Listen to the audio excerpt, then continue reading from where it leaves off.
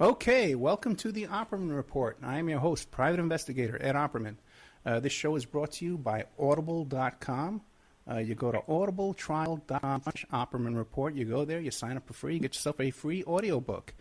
Tonight we are live on TalkStreamLive.com, PSN Radio, Wolf Spirit Radio, TalkSuperstation.com, AwakeRadio.us, AwakeRadio.uk, 1800 online, Shizaz Radio, Just Us Radio Network, and Scottish Sovereigns on the Land. Okay, then throughout the week, we're on Para X Radio, Saturday nights, 7 p.m., the CBS station. Penny Entertainment on Blog Talk Radio, Sunday mornings, 10 a.m. Eastern Time. Firehorse Radio, Thursday evenings. Late Night in the Midlands on Tuesdays. And High Point Radio, both AM and FM, New Jersey and New York and Pennsylvania. And we just started out on FPRN Radio every day, Monday to Friday, 10 a.m. Pacific Standard Time.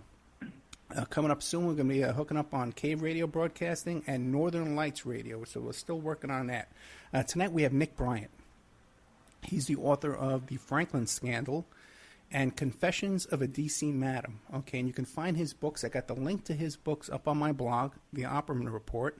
Otherwise, you can find the books on TrineDay.com or on his website, FranklinScandal.com. Coming up in the next few weeks, we got Dean Henderson talking about Venezuela and the death of Hugo Chavez. We have John Morgan talking about the Princess Diana murders. And we have some very special broadcasts that we're going to be doing during the week that we're going to be recording. We have something coming up about Ted Gunderson.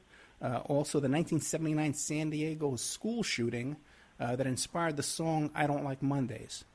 We have a show coming up about some prison correspondence with Drew Peterson and Richard Ramirez, the Night Stalker. So a lot of really good stuff coming up that we're going to be recording and producing and keeping sort of in the background. Now, don't forget, the show's listener-sponsored. You can donate at oppermanreport@gmail.com. And so to keep us going. And you can also find the shows on the Opperman Report YouTube channel, Spreaker.com, and iHeartRadio.com. So tonight we're here with Nick Brynat, the author of the DC, what is that called again? It's called Confessions of a DC Madam? Confessions of a D.C. Madam, yes, and also the Franklin Scandal, a story of power brokers, child abuse, and betrayal. Now, right, now a lot of people hear this, they say the Confessions of a D.C. Madam. Is it the same D.C. Madam as the one that everyone's familiar with? But this is a different one. So why don't you give us an idea what's going on with this D.C. Madam? It's a gay... Okay, yeah. Confessions of a D.C. Madam, the politics of sex, lies, and blackmail, is about Henry Vincent. He ran the largest gay escort service that's ever been uncovered in Washington, D.C. Deborah Jean Palfrey was his heir apparent. She was dubbed the D.C. Madam in 2008. Henry was packed away and sent off to prison in 1990, and Deborah Jean Palfrey was dubbed the D.C. Madam 18 years later. Oh, so they knew each other. Henry Vincent ran the largest gay escort service in Washington, D.C., and his ultimate downfall was precipitated by the fact that he provided escorts to a CIA asset named Craig Spence, who used his escorts to blackmail politicians and other power brokers. And Henry suddenly found himself at the epicenter of a sprawling conspiracy whose cover-up was engineered at the pinnacle of the Bush 1 administration. So the two D.C. Madams knew each other. They did not, no. Henry Vincent never met Deborah Jean Palfrey. Okay. Henry was packed away to prison in 1990. He got out in 1995 and became a legitimate businessman at that point. Got out of the escort business. He's been a very successful, legitimate businessman since 1995. Well, how'd you meet him to begin with? Well, when I was writing the Franklin Scandal, the Franklin Scandal was about an interstate pedophile network that flew kids from coast to coast and pandered them to the rich and powerful. And Lawrence C. King, who was one of the ringleaders of the pedophile network, worked in conjunction with Craig Spence, who was, as I mentioned earlier, a D.C. power broker and a CIA asset. And Craig Spence and King had a pedophilic blackmail business together. And Spence's house was wired for audiovisual blackmail. And King would bring kids in to Washington, D.C., and politicians and power brokers that were pedophilically inclined would party at Spence's house and be provided with whatever they wanted, and ultimately be blackmailed. And Henry dealt with Craig Spence because Craig Spence spent up to $20,000 a month on escorts from his escort service. Craig Spence would provide DC elites with whatever they wanted. If they wanted young men in their 20s, they wanted young women in their 20s, or if they wanted children. I mean, whatever you wanted as far as sexual proclivities or drugs, Craig Spence would provide, and he would, at that point, he would be blackmailed. Okay, and Craig Spence, though, had some pretty legitimate positions, though, in government, right? He was a Republican lobbyist. Craig Spence was a Republican lobbyist, and but he was very shadowy. I mean, it is true that he did lobby. He lobbied for the healthcare industry, but the vast majority of his money came through illicit activities such as blackmailing. And actually, he was protected by. He had like his own Secret Service crew, his own Praetorian Guard that protected him. And because if you're blackmailing the rich and the powerful, yeah. The rich and the powerful have access to people that can probably assassinate you. So if you're blackmailing the rich and the powerful, you have to have a lot of power behind you to ensure that you're as your life insurance policy. And a cadre of Secret Service agents acted as Spence's Praetorian Guard. Wait a second. He had actual Secret Service agents working off duty for him? Yes. Henry and I get into that in Confessions of a D.C. Madam. He actually had Secret Service agents guarding him. Okay, on duty or off duty? I would assume off duty, but the way that set up was, one would never really know, to tell you the truth. Okay, wow. Okay. There were a lot of rules bent with Craig Spence. I mean, he would give midnight tours of the White House to prostitutes and male prostitutes and child prostitutes. I mean, Spence was able to bend a lot of rules in the Reagan and Bush 1 administration. Well, give me an idea. When was Spence around Washington doing his stuff? In the 80s, throughout the 80s. So under Bush? Under Reagan and Bush. Under Reagan and Bush. Yes. Oh, okay. All right. Okay. And he wound up murdered. Well, actually, he wound up committing suicide. Okay. And the internet is rife with speculation that he, in fact, was murdered. But I think Craig Spence, the shadowy organization that he worked for, retracted its financing. He lost his bodyguards. And he also had AIDS. He was a crack addict. He was a pedophile. And he had AIDS. And I think that the deal was, Craig, you've got to take your life or else, we're going to have to do it for you. So I think that Craig Spence did ultimately commit suicide. And Henry knew Craig Spence fairly well. I mean, didn't like him, had to deal with him. Craig Spence spent $20,000 a month on escorts from Henry's escort service. And Henry also believes that Craig Spence committed suicide, that he was given an either-or, and he decided to take his own life rather than have his life taken for him. Okay. Well, so now Henry Vincent, it is, right? Yes. Okay, now he's a D.C. madam. Now, how did he get involved in becoming a D.C. madam and winding up in Washington?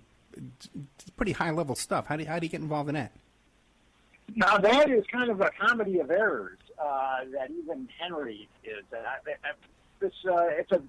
Confessions of a D.C. Madam is a very interesting book. And Henry was a mortician from, he grew up in a remote corner of West Virginia. And he was a gay kid, and he got picked on quite a bit. And ultimately, he decided that he would be a mortician. He'd become a mortician. and he sought his mortuary fortunes in Washington, D.C.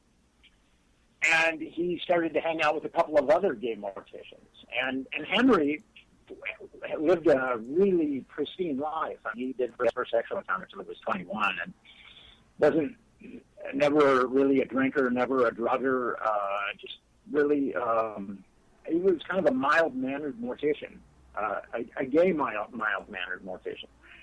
And he was hanging out with some other gay morticians, and they took him to a club called Shooters.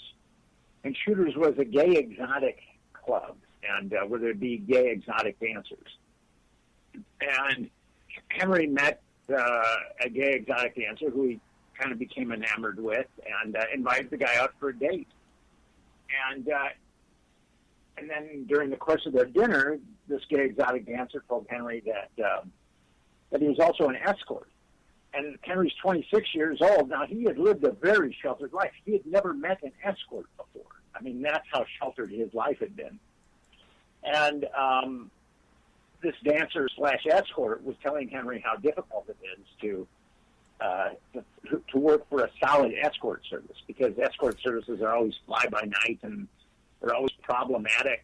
And then he told Henry that there was an escort service for sale, that someone who owned this gay escort service was dying of AIDS, and that he wanted to unload it for like $10,000. So Henry just kind of jumped. It was just kind of the impetuousness of youth. He just kind of, I think because his sexuality had been so repressed for so long, I think that might have been a variable in the equation. But he became a proprietor of a gay escort service literally overnight. And what happened with Henry is very, very smart. So most escort services are fly-by-night operations, and they don't pay their phone bill. So Henry called up the DC, all the escort services in the DC Yellow Pages, and he noticed that a number of the numbers were disconnected. And so he called up these numbers, noticed that the phones were disconnected, and then he called up the phone company and said that he would pay the arrears on the number if the phone company gave him the number. So suddenly he ended up with like a bunch of numbers in the DC Yellow Pages under escort services. He exponentially enlarged his business in 2 weeks. You want to know what? Here, because I told you I was here in Vegas, right? When I first moved here, when I first moved here to Vegas, there was a big scandal because what happened is the few organized crime guys who ran the escort services, they had a source at the phone company that could forward other escort companies' phone calls to their escort company. Yeah, so it's. I wonder if Henry knew something about that, or he just thought it on his own. You think? Henry had no connections to organized crime. Okay. He has, like I said, he was a mortician. Right. And he just had a lot of ingenuity. And he just grew his escort until it became the largest escort service in Washington, D.C. Okay, so now we set up, how did it become, because he took everybody else's phone numbers, but how did he get hooked up with all these politicians and stuff? Well, what happened there was, and the Shooters, the guy who introduced him, the dancer / escort that introduced him to the guy who was selling the escort service, that Henry found out that most of his friends and most of the guys that worked at this exotic dance bar were also escorts.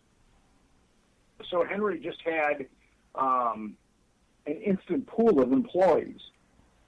And he ran it very much like a business, and he treated the escorts well. He paid them fairly, and he was very businesslike in his running of the escort service. So it just grew exponentially. And he was in Washington, D.C., and there are going to be people, gay people, that are going to be soliciting escorts in Washington, D.C., and because it's Washington, D.C., a number of them just happen to be politicians and power brokers. Now, where Henry really regrets is the day that Craig Spence called him. Okay.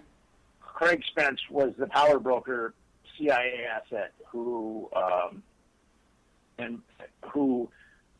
house was wired for audiovisual blackmail. And Spence started calling Henry every day and started spending up to $20,000 a month on escorts. And Henry didn't really like Spence, but he was spending up to $20,000 a month. Yeah, you like anybody for $20,000 a month. Okay, I can get along with a lot of people. But then Spence was doing this for sex for himself, or he's using this for other people, like as a broker. All the above. Okay. Spence hosted orgies. Spence would provide any of his power broker cronies with anything they wanted, and so he spent $20,000 a month. Now, when Henry, the second time he met Craig Spence, and this is kind of an interesting story. The second time he met Craig Spence, Spence was sitting on his couch along with Lawrence E. King, who ran the pedophile network that I talked about in the Franklin scandal. Right. And these two guys have like seismic narcissism, Craig Spence and Lawrence E. King. I mean, just seismic narcissism. I mean, all they can really do is talk about themselves. And they were pumping themselves up like parade balloons. And then all of a sudden, Craig Spence just starts asking Henry some sincere, heartfelt questions about his life. And Henry is really baffled by this because he thinks that Craig Spence is an individual that only acts for some kind of selfish utilitarian reason. So Henry thinks that he's witnessed like something tantamount to the parting of the Red Sea because Craig Spence seems to be taking an interest in his life. He's asking Henry where he grew up and where he went to college, and then he starts asking Henry about his escort service. And Henry started talking about his escort service and how many escorts he employs and where he employs them, and then all of a sudden, after about 15 minutes of this Q&A, Craig Spence stands up and walks. They're in Craig Spence's living room. He walks to a closet, and he opens the closet and he signals Henry, and then there's a hidden panel in the closet that he opens. And he signals Henry, and Henry walks into this hidden room that's behind this two-way mirror. And there's a camera on a tripod pointed out the living room, so you could through the two-way mirror. But then there's a whole wall of monitors, and then Spence hits a couple of buttons, and then all of a sudden Henry sees himself talking about his escort service. Right. And Craig Spence says, "I blackmail people for a living, and consider yourself blackmailed." So that was Henry's second meeting with Craig Spence. Okay, now let me ask you a question about that, okay? Because now, I'm a private investigator, right? So I'm very familiar with blackmail and people being blackmailed and stuff like that. And it's hard to pull off, because you can try and blackmail someone and you can easily get arrested. Now, Larry King and this guy Craig Spence, like they were physically big enough, they were by themselves, that they could intimidate Henry, that they couldn't just, start scuffling right there? Henry is a very he's kind of short and very thin. Okay. And he's easy to intimidate. But as I said before, Craig Spence had a Praetorian Guard of Secret Service agents that protected him. So he had them there with him at the time. What's that? So he had these. They were at his house 24/7. Okay. By Secret Service 24/7. Yeah. Hey, were you ever able to track down the names of the Secret Service agents? Were you ever able to track down the specific Secret Service agents that were involved in this? No, I never. Well, I know of a couple, but they weren't really willing to talk. Okay. But there were some other people involved with Spence that were really dangerous too, and we'll get into those people in Confessions of a DC Madam. And Henry, unfortunately, King and Spence pressured Henry to provide him with children, and he just wouldn't do that. And he was fine with sex between consenting adults, but he would not provide King and Spence with children. And at a certain point, after King and Spence had repeatedly pressured him to provide him with children, Henry just walked away from Spence and decided not to deal with him anymore. Now, Henry had met another individual that was enmeshed with Spence, whose name, and Henry doesn't know his last name. He just knew his name as Tony. And Craig Spence had said that Tony was a CIA asset, much like Craig Spence was. And Tony hung out with a couple of big brutes, and I think he did a lot of Spence's really dirty work, because Henry decided to quit dealing with Spence, and Spence sent Tony over to Henry's place and to discharge guns at night, and ultimately they broke into his house and smashed it up and beat up Henry and, said, you're going to deal with Spence or else we're going to kill you. So it got to be being a DC madam got to be pretty rough for Henry. Okay, let's go over this. Now, Henry he's a homosexual himself, right? Yes. Okay, so he has a little escort business. Okay, fine. He's blurring the lines there. He hooks up with this guy, Craig Spence. He starts getting blackmailed. Now, did he still get paid by Spence even after the blackmail started, or from then on it was free? No. Spence was paying up to $20,000 a month. Right. He was always paying Henry. Oh, in after after the blackmail, he was still paying him. Yeah. I mean, but the thing about it is, Spence was into a lot of illegal activities, which Henry knew about, primarily the blackmail and running a interstate pedophile network. So that, in and of itself, because Henry was blackmailed, he kept his mouth shut about that, which I think kind of bothered him a bit. But Spence did pay him, yes. Okay. I mean, Spence was getting hookers from Henry just about every day. As I said, he was racking up $20,000 a month. And, okay. And that's corroborated, too, by the Washington Times. And also, too, Henry must have been making money from other clients as well. Oh, Henry was making a ton of money. Henry Okay. ran the biggest escort service in Washington, D.C., and, he was rolling it, Joe. Yeah, that's a huge business, yeah. He's a very bright guy, a very good marketer, and he started with that one escort service, and then he did the Yellow Pages thing, and then it just grew exponentially. Okay, so now Spence starts blackmailing him and says, hey, we want little boys and little girls too, or just little boys? He wanted children, but Henry just refused to do that. So Henry never did that, or he did succumb? He never did it. Never. Okay. He refused to do that, and that's where he started to get into a chasm with Spence and the people that were behind Spence. Okay, so Spence sent some guy over to start shooting up his house and stuff and causing problems. Yes. Yeah, then what? Well, Henry decided that he'd still deal with Craig Spence after that. And although Spence never pressured him for children, Henry continued to deal with him. And Craig Spence is graduated from snorting cocaine to smoking crack at this point, so he became kind of a lunatic, and he was very difficult to deal with. And he worked for the shadowy network that protected him and obviously paid for his lavish lifestyle. And at a certain point, that network rescinded its funding because Craig Spence had to sell his place.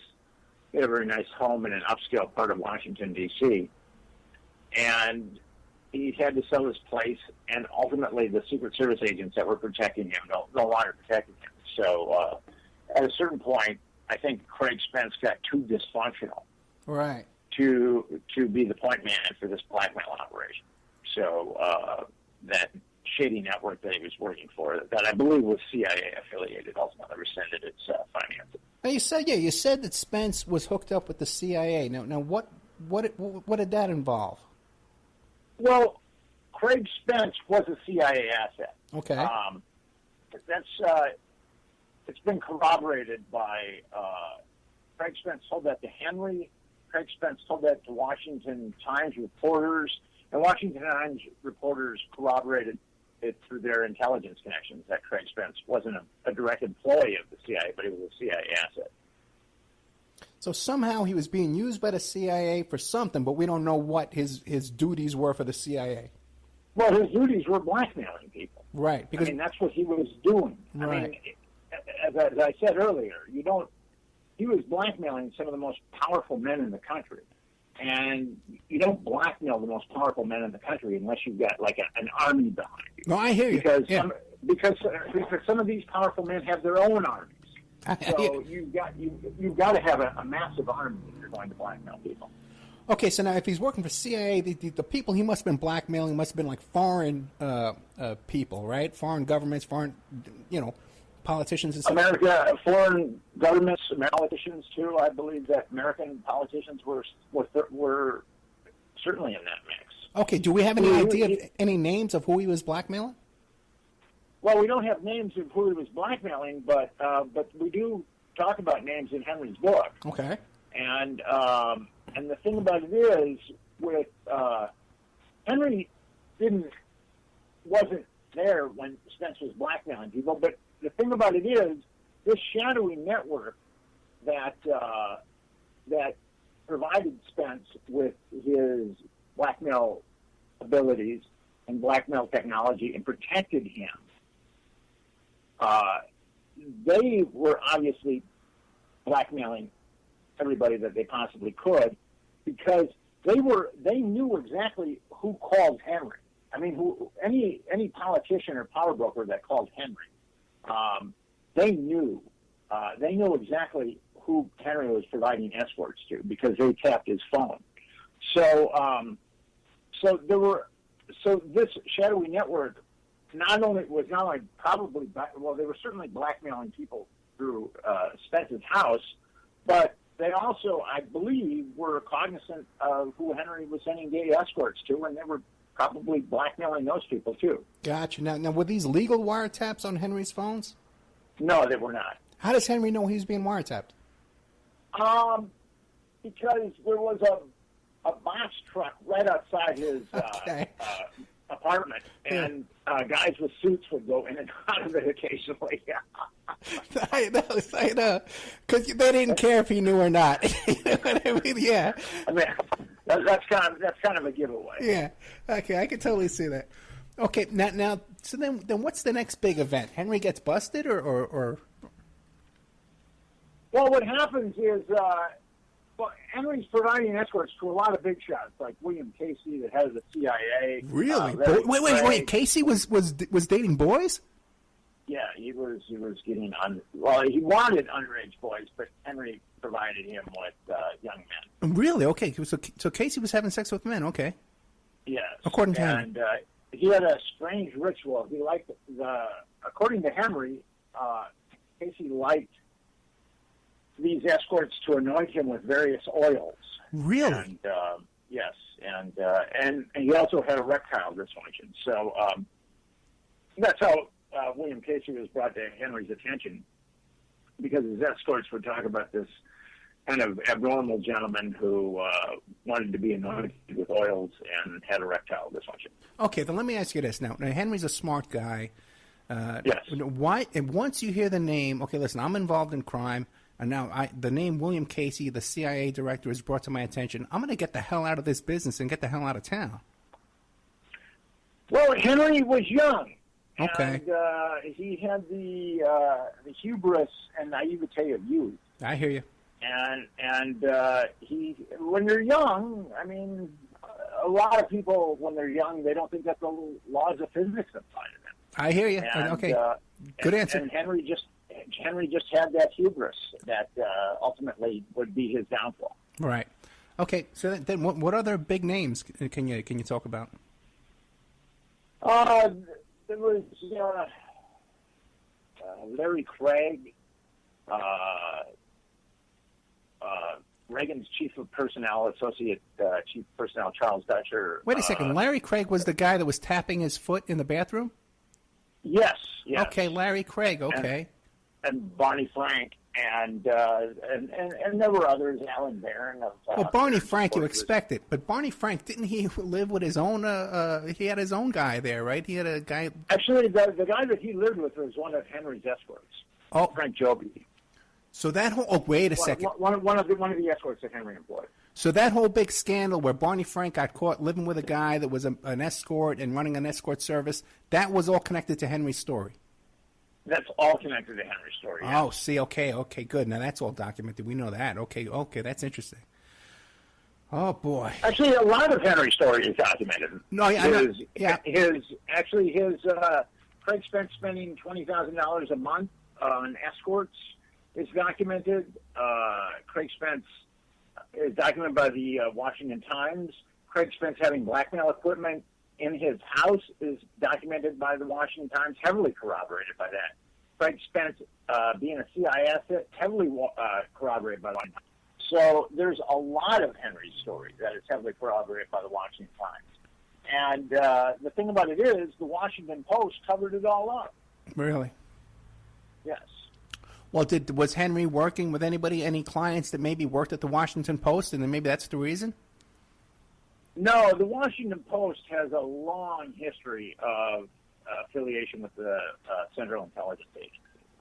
Okay. A lot of people don't really understand that about the Washington Post, but the Washington Post has a long history of working with the CIA. When the Central Intelligence Agency initiated Operation Mockingbird, which was its plan to infiltrate the media, the first person in the media that they contacted was Donald Graham, who was the publisher of the Washington Post. And Donald Graham acted as the CIA's point man in the media to infiltrate other media. And Donald Graham also stocked the Washington Post with a lot of intelligence individuals, including Ben Bradley. Ben Bradley was definitely working for the CIA in the 1950s. The salty editor that supposedly spurred Woodward and Bernstein on to topple Nixon, he was also responsible for covering up Henry's and Spence's. Actually, he was responsible for covering up Spence's CIA blackmail and all that other stuff that we've been talking about. Gotcha. So the Washington Times was breaking all these stories that were pretty amazing. I mean, they'd be nominated for a Pulitzer Prize for these stories. And they were coming out with all these stories, and then the Washington Post was coming out with all these stories deriding the Washington Times stories, saying that they're delusional and that they're sensational. And of course, and this happened, we saw this happen with Gary Webb. Right. The New York Times and the LA Times just jumped right on the Washington Post bandwagon to kick the lowly Washington Times to the curb. And what's kind of ironic is the Washington Times at the time was owned by the Reverend Moon, and it was providing Americans with accounts of how their political system was being hijacked. And the Washington Post really, you've got to really read the book to really understand how assiduously the Washington Post worked at covering up what the Washington Times was trying to break open. Okay, can you name some other names? Well, here's an interesting one, and this is the one that got Henry into a lot of trouble. Do you know who Donald Gregg is? No, I don't. You don't know who Donald Gregg is? Okay, Donald Gregg was a CIA agent for 31 years, played an integral role in the Phoenix program, a nefarious CIA initiative that slaughtered over 20,000 South Vietnamese who were in many cases mistakenly thought to be collaborating with North Vietnam. And he was also the National Security Advisor for George Herbert Walker Bush, Vice President George Herbert Walker Bush. And he was one of the principal architects of Iran-Contra. And he was, when George Herbert Walker Bush ascended to the presidency, he appointed his good friend Donald Gregg to be the ambassador to South Korea. Okay. So here's where it gets interesting. Donald Gregg is gay, and he is racking up all kinds of charges on his government MasterCard. Now, this story has a comedic element to a certain degree, because Henry met a mortician who helped him run credit cards, and they set up a merchant account that was ostensibly for funeral accessories. Brother. So if you ran a credit card through Henry's escort service, you would be paying for embalming or cremation or a casket or something like that. So Donald Gregg has got his government-issued MasterCard, and he's racking up all these funeral accessories because he's getting all these gay escorts from Henry. So a government accounting office official calls Henry and asks him, why is Donald Gregg racking up so many funeral accessories on your MasterCard merchant account? And Henry said, well, that's something that's very personal. I suggest that you discuss it with Donald Gregg. So after the government accounting office contacted Henry, Henry called up Craig Spence because he knew that Spence and Donald Gregg had some kind of affiliation. He goes, I just got a call from the government accounting office. And they want to know why Donald Gregg is racking up all these funeral accessories. And I told them to talk to Mr. Gregg because it was a highly personal matter. So what happened there was Spence had Henry come to his condominium because he'd sold his house at this point. And Spence was there, and then someone in George Herbert Walker Bush's cabinet was there. And they wanted Henry to go to bat for Donald Gregg. But Henry wasn't willing to do that because they thought that he was getting set up by them for a government accounting through government embezzlement. So Henry wouldn't do it. And this member of George Herbert Walker Bush's cabinet said, I can withstand a background check. Can you, as a threat? And Henry's hubris, he was only 29 at this time, said, yes, I can withstand a background check. And then within 72 hours, Henry was raided by the Secret Service. Oh, real? Oh, whoa, wait a second. Wait, the arrest for his prostitution ring was by the Secret Service? What's that? You're saying that his prostitution operation, his escort service, the arrest was made by the Secret Service? Yes. And what happened, now this is an interesting story because Henry, I said earlier that there was an individual named Tony that threatened Henry. Okay, Tony worked with Spence, and he was the shadowy figure that walked in and out of Henry's life. And Tony asked Henry to start running credit cards. Because initially, before Henry met Tony, he didn't have an ability to run credit cards. But Tony made sure that he found an ability to run credit cards. And so Henry set up a merchant account. And then Tony suggested a place in Florida to run credit cards, which turned out to be a Secret Service thing. Oh, brother. So what they were doing, Henry was the man who knew too much. Henry knew about that Craig Spence was blackmailing all these very powerful people. He knew that Craig Spence was affiliated with the CIA. He knew that William Casey was using as escorts. He knew that Donald Gregg was using as escorts. He knew that Larry Craig was using as escorts. Henry was the man who knew too much. Yeah. And they had him do the credit cards because at that time, credit card fraud was handled by the Secret Service. Right. It makes sense now, yeah.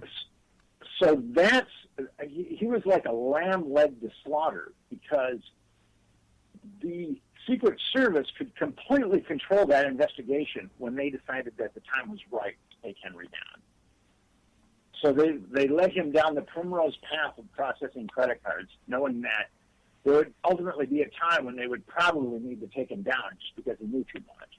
And then the Secret Service could control that entire investigation. I got you. That's what happened. That's what happened to Henry. Okay, now what was he charged with when they busted him? Now this is where it gets really ominous for Henry, anyway. Henry was charged with a 43-count RICO indictment, which you're familiar with RICO. Oh, yeah. Racketeering, influence, corrupt. Okay, so mob bosses, they don't get, a mob boss will get charged with like a 30-count RICO indictment or a 35-count RICO indictment.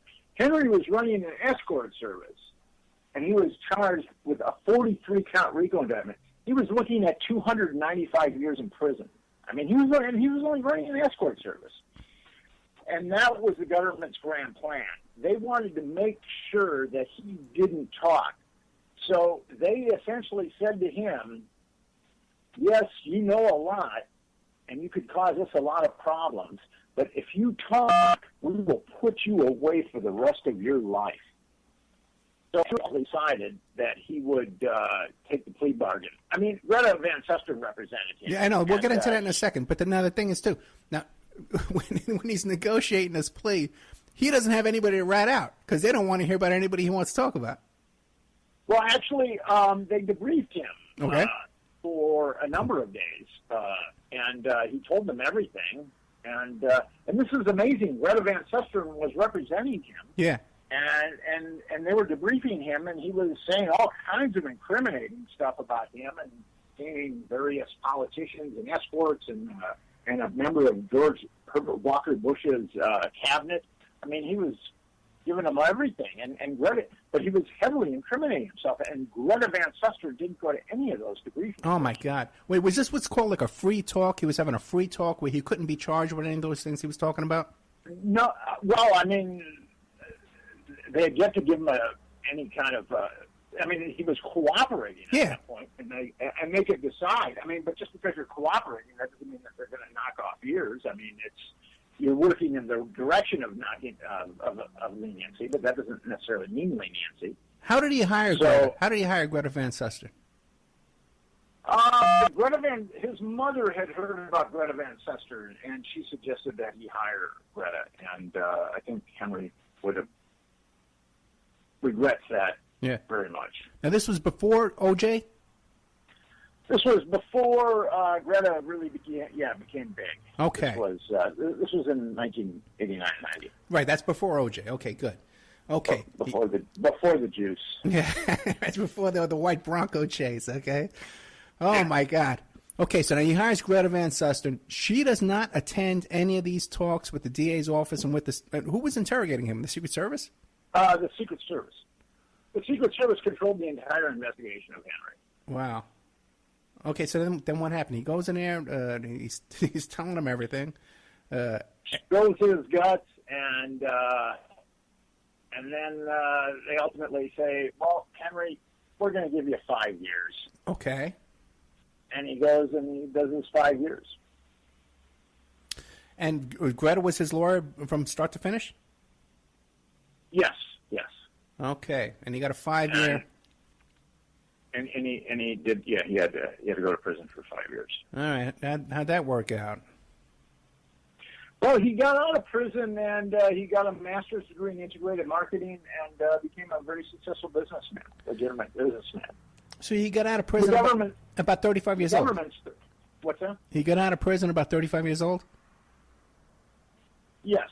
Okay. And got a master's degree in integrated marketing. And Henry is also a licensed pilot and licensed helicopter operator too. Yeah, I saw that. Yeah. So he's a very talented guy, and he became a very successful businessman. But the government came after him again, and Henry was the man who knew too much, and the government came after him again. On trumped-up IRS charges, which we talk about in the book, and threatened to indict his elderly mother. Oh, really? And yes, and then he had to eat some more time, and he's been out now for I don't know, about 8 years. He's a hugely successful, completely legitimate businessman. Okay, and, now with the IRS, right now, what happened with that? The IRS sends you a letter saying, "Hey, you owe us money." Okay. No, that's not how it went. You kind of have to read the book. There's some, major nuances to how they nailed him on conspiracy to defraud the IRS, and he was the only one named. So it was kind of it was a very strange conspiracy indeed. Well, how much money are we talking about? Not that much. It was what happened was Henry Henry had gotten too credible. This is my take on it. Yeah. Why they came after him a second. And actually, they came after him a third time while we were writing this book. I believe there it. was a grand jury that was out to indict him while we were writing this book. But the second time around, I think he just became too successful and too legitimate. Right. And that gave him a lot of credibility, and he was a man who still knew too much. So I think that the government decided to take him down again, just to diminish his credibility and also to show him that they could take him down anytime they wanted. Right. But the IRS charges, that was for the escort service, or that was later on? No, this was later on. Oh, okay. Now that's even worse because he couldn't have been making that much money. He had to be, it had to be like a tax. The second time they went after him is really ridiculous. Yeah. I mean, and I would suggest that your listeners get the book if they really want to understand that, because it's kind of ridiculous. And, Confessions of a DC Madam. Yeah, because that's really it's really the IRS. You can work with them, you can negotiate with them, you can make payment plans. Not in Henry's. Not Henry, though. Henry's a special case. They wanted to put Henry away again, and they succeeded. Yeah, and then a third time, you're saying when you're writing the book, they came after him again for what kind of charges now? We don't even know, but there was unfortunately, when we were writing the book, a grand jury was formed, and Henry hasn't had a lot of luck with grand juries. Yeah, so sure. He was a little nervous. And then he and his lawyer received a letter. This is a very strange letter from the U.S. Attorney for the District of Southern West Virginia. And the U.S. Attorney said that Henry owned about a building in West Virginia that was worth about $1 million. And the U.S. Attorney said to Henry, we would like to put out a press release that you gave us the building. And Henry's lawyer fired back, well, I mean, you've got to give us something else in return. I mean, Henry's just not going to give you $1 million building. I mean, you've got to give us, something in return. So Henry's attorney got a lawyer from the office of the Assistant U.S. Attorney for Southern West Virginia that said that they weren't going to indict Henry. And then, so Henry gave them the building, and then he got a letter saying that they weren't going to indict him. That's American justice a la Henry Vincent. Wow. Now what would motivate him then to write this book and keep poking? I think I'd be out of the country by now. Well, I think, the thing about it is Henry has gotten a lot of bad press. Okay. The government has really made Henry out to be like evil incarnate. And he's a pretty mild-mannered guy, very laid back, and he's gotten a lot of bad press.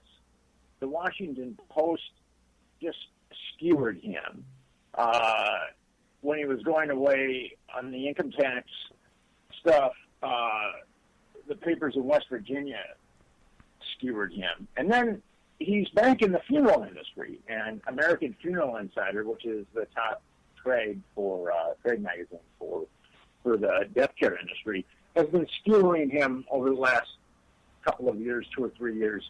So Henry just really got tired of being skewered and excoriated, and he just decided to tell his side of the story. I mean, it was really brave on his part. I'm proud of him. No, yeah, I definitely have to take my hat off to him, because this is come on, man. One thing after another, it takes a lot of guts to stand up at this point and keep trying to fight back at this. So, Henry, if you're listening, I hope you call in to the after show, man, 702-605-4894. I'd love to hear from you directly, man. Incredible stuff. So what do you think? Before we start getting into the other stuff, we got another 10 minutes left before our break. And then I definitely want to talk to you about the Franklin scandal, your other book. And also, too, I know you did a lot of work on the Epstein case. Let me ask you a question. Has anybody ever looked into who's going around installing all this surveillance equipment? Maybe it's the same company? Well, I think it was. Craig Spence was very candid with the Washington Times. He said intelligence, friendly, quote unquote, friendly intelligence agents installed the equipment in his house. So, and Craig Spence told Henry that CIA agents had installed the equipment. So, I think it would be safe to surmise that the CIA did indeed, probably, most likely, install the blackmail equipment in Craig Spence's home. Incredible. So pretty much the whole operation was CIA operation from start to finish. I believe it was, yes. And as I said earlier, the government did everything it could to cover it up by hammering Henry with a 43-count RICO indictment. I mean, he was looking at 295 years, so that kind of shut him up. Sure. And then the Washington Post came in, and they just kind of kicked the Washington Times to the curb, and then they conscripted the New York Times and the LA Times to jump on its bandwagon, saying that all these stories that the Washington Times are writing about blackmail and CIA assets and all this other stuff is just delusional. Oh, poo-poo. So that's ultimately what happened, and then it was covered up. Henry went to prison. Didn't say anything, and the Washington Post ultimately rolled over the Washington Times, and the whole sordid chapter was forgotten up until Confessions of a D.C. Madam came out. Now his connection to... It's a very important part of, I think, American history that your listeners should be cognizant of. It's a very edifying book, and it shows... Not only does it really elucidate a segment of government, because political blackmail has been around forever. J. Edgar Hoover made a living at it, and it's no doubt it's still going on. I mean, the CIA has been doing it, the FBI has been doing it. There's accounts now that the NSA is doing it. But Henry's book, Confessions of a D.C. Madam, brings the reader into the machinations of a blackmail operation, a government blackmail operation. So it elucidates that, but then it also elucidates a spirit that refused to be broken, because Henry has been through a lot of trials and tribulations, and he absolutely refused to be broken by this. He is a successful, legitimate businessman, and although the government's come after him repeatedly, although he's been excoriated by the media for 25 years, he refused to be broken by this, and so I think it's a story that's that your listeners would, I think, cherish from both a human angle and then just a historical angle too. Yeah, not only that too, but he's another guy just like you and me, and and all of us here together. We're trying to get this information out there, and he needs support. You know what I mean? He needs his book bought, and he needs to be supported in his efforts in bringing out the truth. Now he knew Deborah Palfrey, the D.C. Madam. Does he have any information about how she died or how she wound up? No, he didn't know her. Henry, when she came on the scene in Washington D.C., Henry was a successful, legitimate businessman, so he never knew Deborah Jean Palfrey. But Henry will tell you this: Deborah Jean Palfrey. There's a lot of speculation and innuendo and rumor about whether or not she committed suicide, and she said that she absolutely wouldn't commit suicide, and then she committed suicide, and so there's a lot of speculation that she was murdered. I mean, I've talked to her attorney, Montgomery Sibley, and he doesn't know whether or not she committed suicide. I mean, she was all suddenly just had her life ripped up from her, and she tried to fight City Hall. She provided ABC with a 25-pound printout of numbers of her various clients. And ABC said that her clients, they were just like Joe Schmoes, even though she was providing at least one senator that we know of with escorts and a bunch of other people. So ABC lied there to keep that cover-up going, just like the Washington Post lied in Henry's situation. You don't have a list of those numbers, do you? But hold on a sec. Henry will say one thing, that he doesn't know whether or not Deborah Jean Palfrey committed suicide, but he feels that if he taught when they were putting screws to him. If he decided to talk, that he would have been murdered for sure. I mean, that's what he feels, and I would probably tend to agree with that too. Okay, so Henry never released his book of phone numbers, right? No, Henry cooperated completely with the government. With the government, right? I got you. Okay, and he got the consolation prize of 5 years in prison. Right, I got you. Okay, but now you don't have a list of Deborah Palfrey's phone numbers, do you? No. Okay. All right. Okay, so we're here tonight with Nick Brynat. He's the author of Franklin's Scandal and also Confessions of a D.C. Madam, which he co-authored with Henry Vinson, Vinson. He's a couple of guys really putting it out there, investigating kind of stuff that really brings a hazard and risk to yourself, just like Henry had to do 5 years in prison. And then had another charge. Did he go to prison again for the IRS, or he got? Yes, he did. How many years? He was given 41 months. Okay, brother. Okay, man. Well, that's a stiff sentence, man, for IRS kind of stuff. Okay, guys, because you can make a deal with it. It really actually had nothing to do with the IRS. Oh, really? I mean, it was IRS stuff, but it was the government. Diminishing Henry's credibility and showing him that they could throw him in prison anytime they wanted. Gotcha. Okay. All right. And then Henry's out now. He's a pilot. He's running his own business. He's doing very well. And he's putting his neck on the line here by writing this book and doing all this kind of stuff. So we really need to support him. Confessions of a D.C. Madam. He's got his own blog, Henry Vinson. blog.confessionsofadcmadam.com. And so you can go there, and I'm sure there's all kinds of information on how to get his book and how to help support Henry and look into the other kind of work he's doing. We're going to be taking a break soon, and when we get back, we're going to be talking to Nick Brynat. I've been trying to get Nick Brynat for so long, you have no idea. We're going to be talking more about the Franklin scandal, get into that, a little bit about the Epstein scandal. And another question I always wanted to ask you, too, Nick, was about the Penn State Sandusky stuff. And how much that all fits into this. Again, it seems to be the same in Seville in England. It seems to be the same pattern over and over and over and over again. Before we take a break, what is it about these people in power that makes them want to have sex with little kids? Well, I think that pedophiles exist in all social strata. Yeah. But I think pedophiles in the upper social strata have a tendency to molest children with impunity. I think that's where the big difference is. Okay. All right, we'll be taking a little break here. It's a nice little 5-minute break, Henry, Nick, so you can go get a drink, whatever you want to do, and come back. We'll be right back after these messages.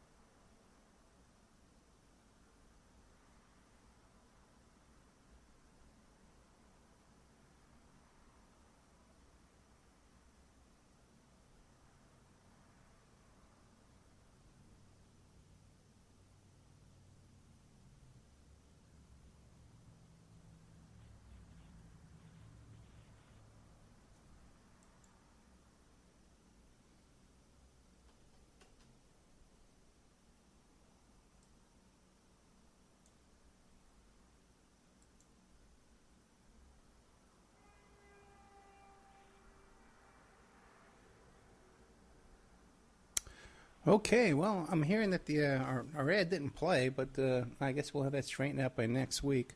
I want to give a shout out and a big thanks to JP, who really helped us out with a lot of technical stuff tonight.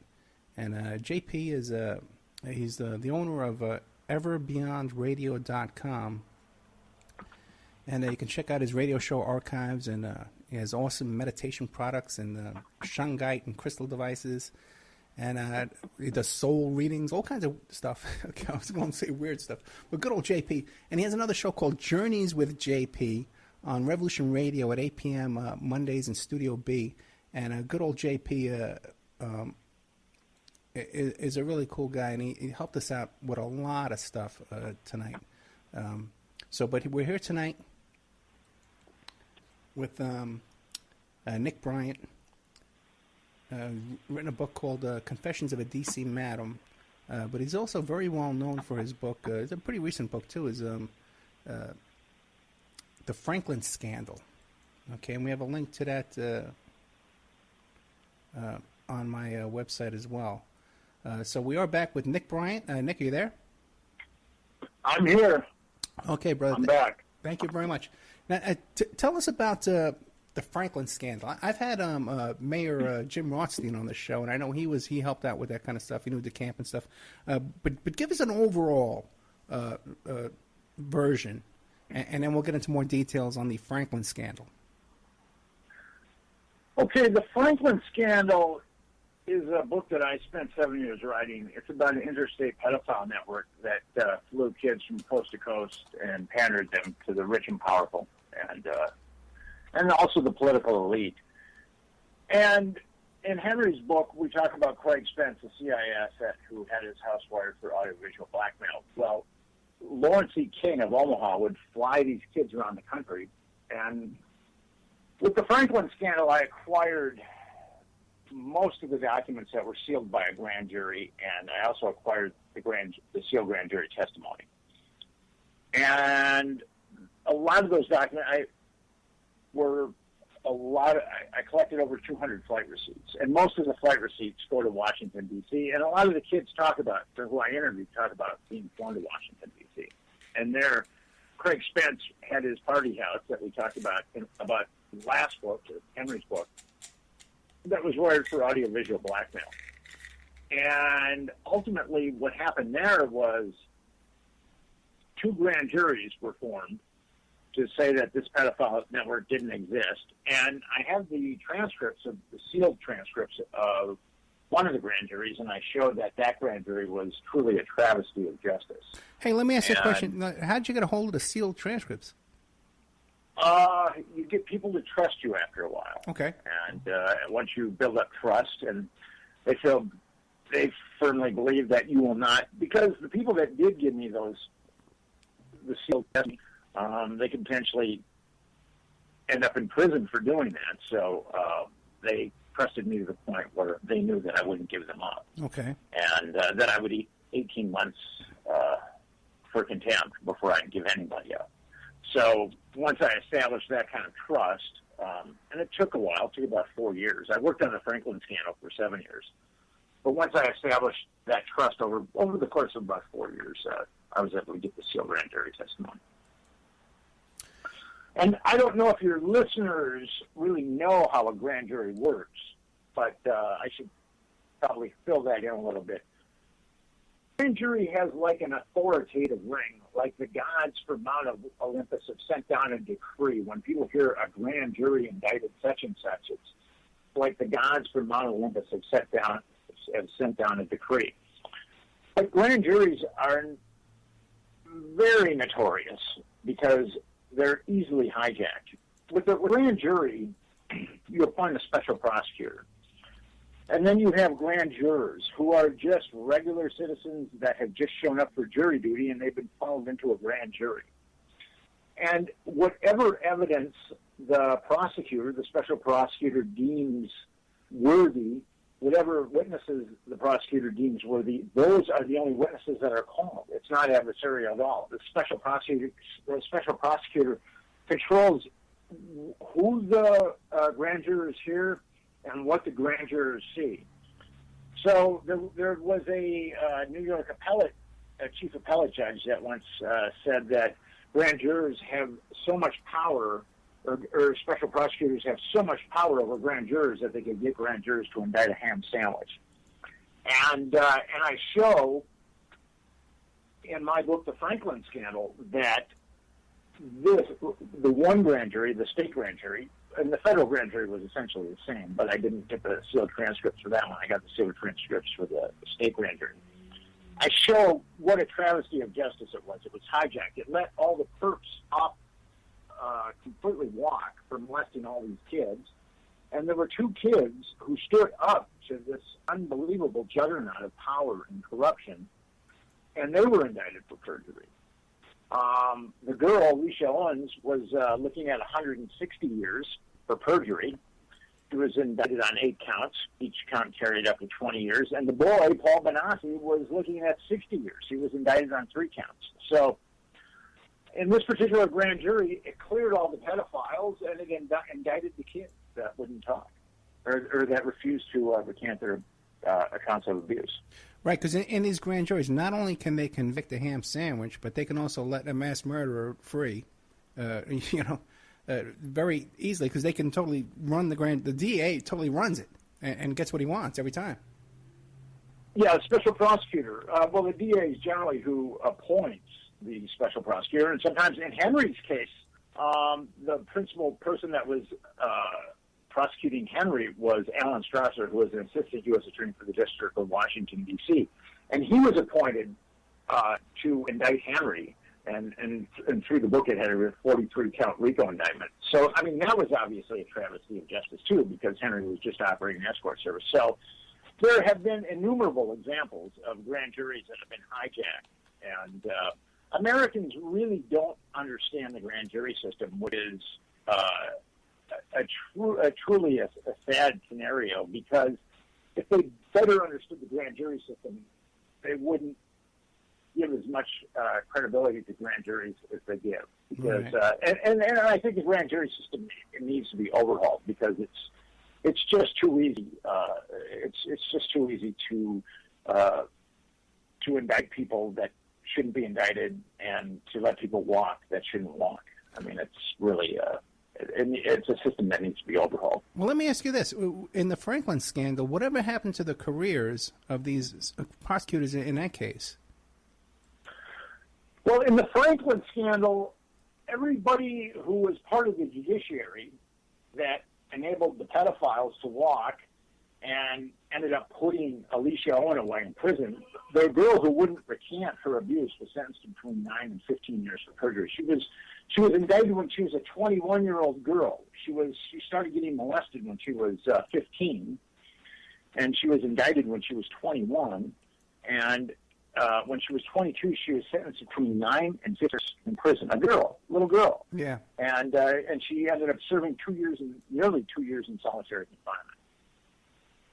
But everyone that participated in that grand jury or putting Alicia Owen away became upwardly mobile.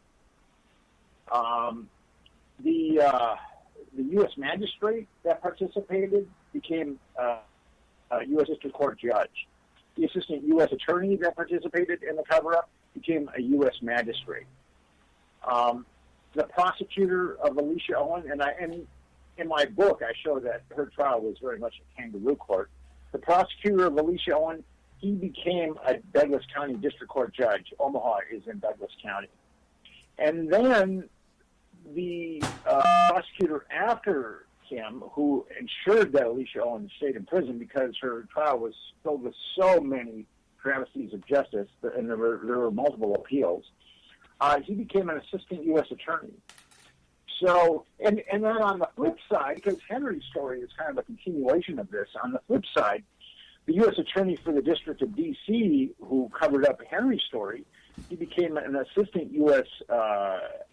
attorney general, and then he was later hired by the Raytheon Corporation as a vice president. So everyone that helped cover up this blackmail and this pedophile network in the judiciary got suddenly found themselves upwardly mobile. Gotcha. Okay, so everyone in the cover-up had a great career after that. How are these kids doing now? You know, it's poetic justice because the kids that came forward and refused to recant are doing really well. And the kids that never came forward, or the kids that recanted because the FBI pressured them to recant, they're pretty much they're drug addicts or alcoholics. Oh, really? They're dead. I mean, it's truly sad. There's nothing but a wake of carnage here, and it's truly the Franklin scandal is a truly heartbreaking story because of this huge interstate pedophile network that molested all these children with impunity. It's really heartbreaking. But the reason I wrote it was because children should not be molested with impunity in the United States of America.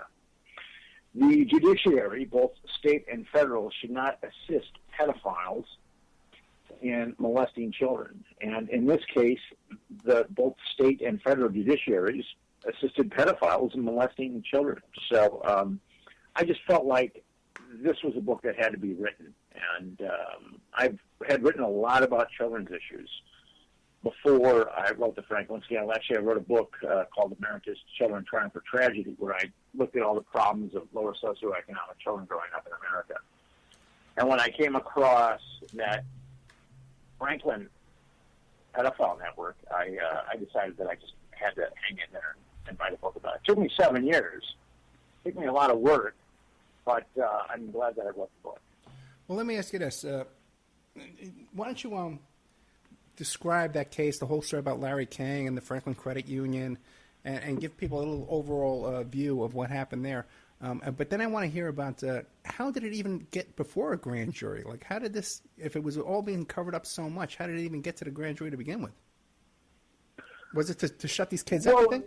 The Franklin scandal gets its name from the Franklin Federal Credit Union, which was owned and operated, Lawrence C. King, who was a Republican power broker and big shot, was the general manager of the Franklin Credit Union. That's how the Franklin scandal gets its name. That credit union was essentially a front for a nationwide pedophile network. And now how it got to the point of a grand jury is kind of interesting because social services had accounts of King molesting children. And had accounts of King being involved in child pornography, had accounts of Lawrence C. King flying children to be tendered in various cities, interstate transportation of children. So Nebraska Social Services went to both state and federal law enforcement, and they said, hey, we've got kids coming forward that are talking about Lawrence C. King being involved in child pornography. They're talking about Lawrence C. King flying them to different states to be pandered, and they were just simply ignored. So ultimately, when King was molesting children, he was also stealing money from the Franklin Credit Union. In totality, he stole about $40 million from the Franklin Credit Union. And a number of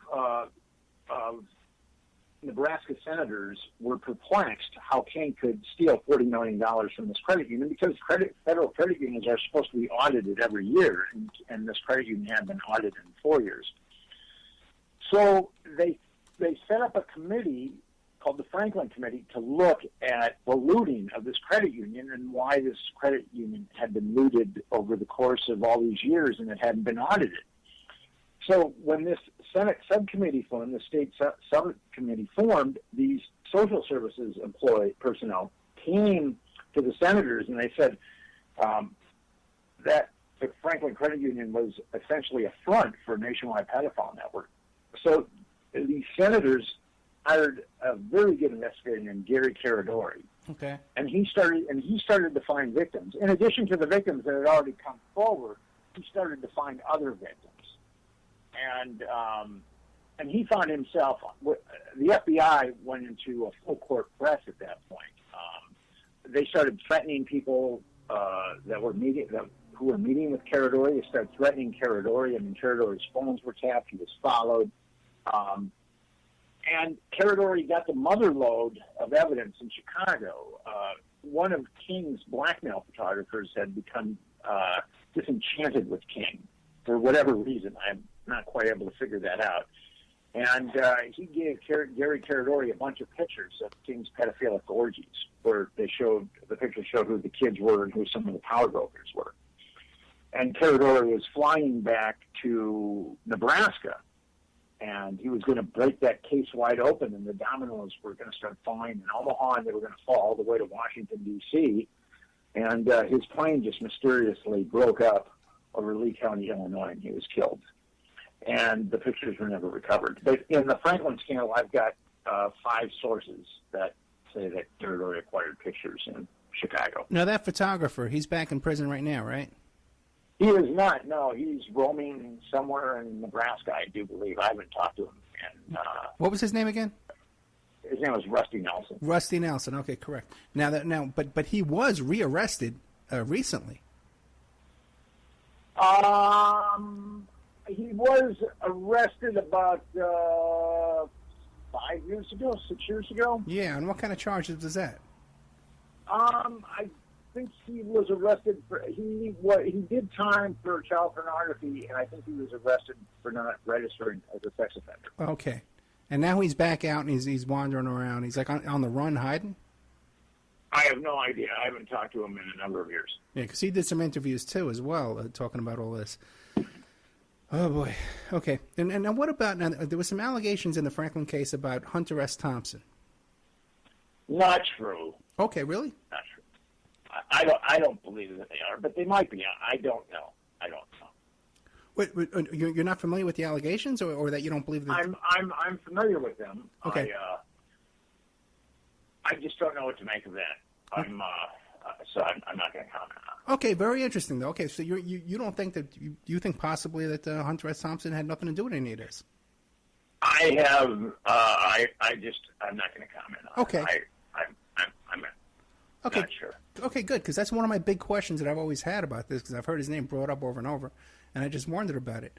Now, there was also another name, too, brought up in the Franklin scandal case, Colonel Michael Aquino.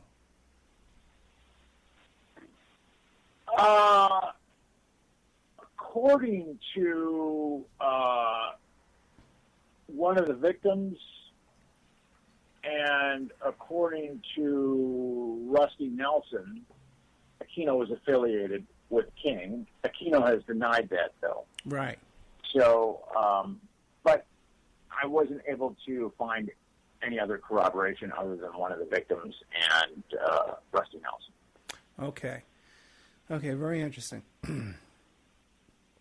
But the thing about the Franklin scandal is it's been sensationalized with Hunter Thompson and Michael Aquino and the Illuminati and shape-shifting reptilians and all this other stuff. And what really bothers me about that is the Franklin scandal is about an interstate pedophile network that operated for years, that destroyed dozens and dozens and dozens of children, and it was covered up by the federal government. That's what the Franklin scandal is about. I mean, there are some sensational aspects about the Franklin scandal, but the Franklin scandal is ultimately about an interstate child prostitution network that provided children to the rich and the powerful, and it was covered up by state and federal law enforcement, including the FBI and Department of Justice. That's the take-home message with the Franklin scandal. Unfortunately, these other things have gotten involved in the Franklin scandal and have spun it out of reality.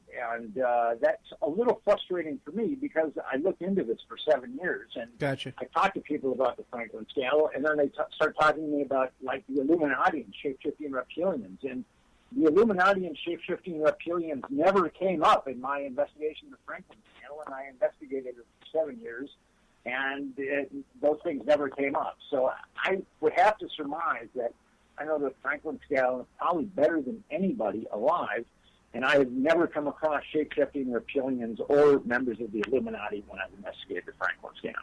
You know, that's interesting because I've followed this case quite closely too, as well. Not as you, but but the thing is that I've never heard anything about shape-shifting reptilians in this case. What I'm saying is okay. that the case has been spun up with so much apocrypha. Gotcha. That it gets a little frustrating for me because it takes away from the seriousness of what went down there. Because all this apocrypha, and people have embraced the apocrypha before they embrace the truth with the Franklin scandal, and that gets it's a little frustrating for me because I spent 7 years writing the Franklin scandal, and I talked to a lot of victims of child abuse who were abused with impunity and whose lives were destroyed. And so I get a little disappointed when people start sensationalizing the Franklin scandal. I mean, it's a very sensational story the way it is. Yeah, the story is extreme enough because Lawrence King actually sang the national anthem twice at the Republican National. Just once. Okay. In 1984, he didn't sing it in '88, but he did throw a big bash for Bush in 1988, and Jack Kemp and Gerald Ford and Alexander Haig run the committee that was part of King's folly of reelecting George Herbert Walker, of the election of George Herbert Walker Bush.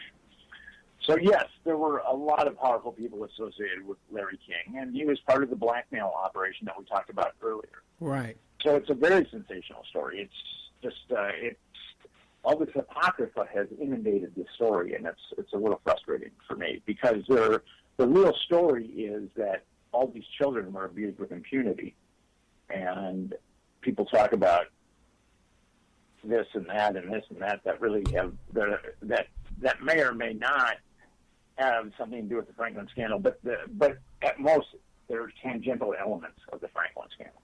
Now let me ask you this: now, if Lawrence King stole $40 million, where did all that money go? Because right now he's working at a car dealership. He's working at a BMW dealership in Virginia, and I think that he pocketed a lot of the money, and I've heard accounts of where some of the money ended up, but I was never really able to satisfactorily corroborate those accounts. So I don't want to speculate on that. Okay. Now was he ever charged? He was charged, but he was acquitted. No, he was never charged with child abuse. He was never, but he was charged with. According, Lawrence E. King was responsible for molesting dozens and dozens of children over probably a decade, and he was not charged with one count of child abuse. He was charged with financial crimes for embezzling money from the Franklin Credit Union, but he was both state and federal authorities never charged him with one count of child abuse. Wow, that's amazing in itself as well. And now, besides these other names you mentioned, like Al Haig and people that were politically involved with Lawrence King, what other names came up that you think were involved in the child molestation? Well, I think you've got 3 grand juries that right cover it up. You've got the FBI and Department of Justice covering it up in Nebraska, and you've got the Secret Service and Department of Justice covering it up in Washington, D.C. You've got the Washington Post covering it up in D.C. Again. And according to Confessions of a D.C. Madam, you've got someone in Bush's cabinet helping to cover it up. So I would think that it went very, very high up the food chain in the Republican Party. In fact, the chairman of the Franklin Committee, Lawrence Schmidt, received a phone call on the floor of the legislature, and the caller had told him not to investigate the Franklin Credit Union because it would go to the highest levels of the Republican Party. And Gary Caradori, the investigator that was hired by the Franklin Committee, who was, I believe, murdered, wrote a letter to Jerry Spence, the famous lawyer, and he said that the pedophile network went to the highest levels of the government. So I think it would be safe to assume that it went to the highest levels of the government. Okay, and very similar to the Epstein case, which also goes up to the highest levels of the government. You have Bill Clinton involved. and flying on his plane and stuff like that. And also, too, Bill Clinton's Secret Service detail flying on that plane.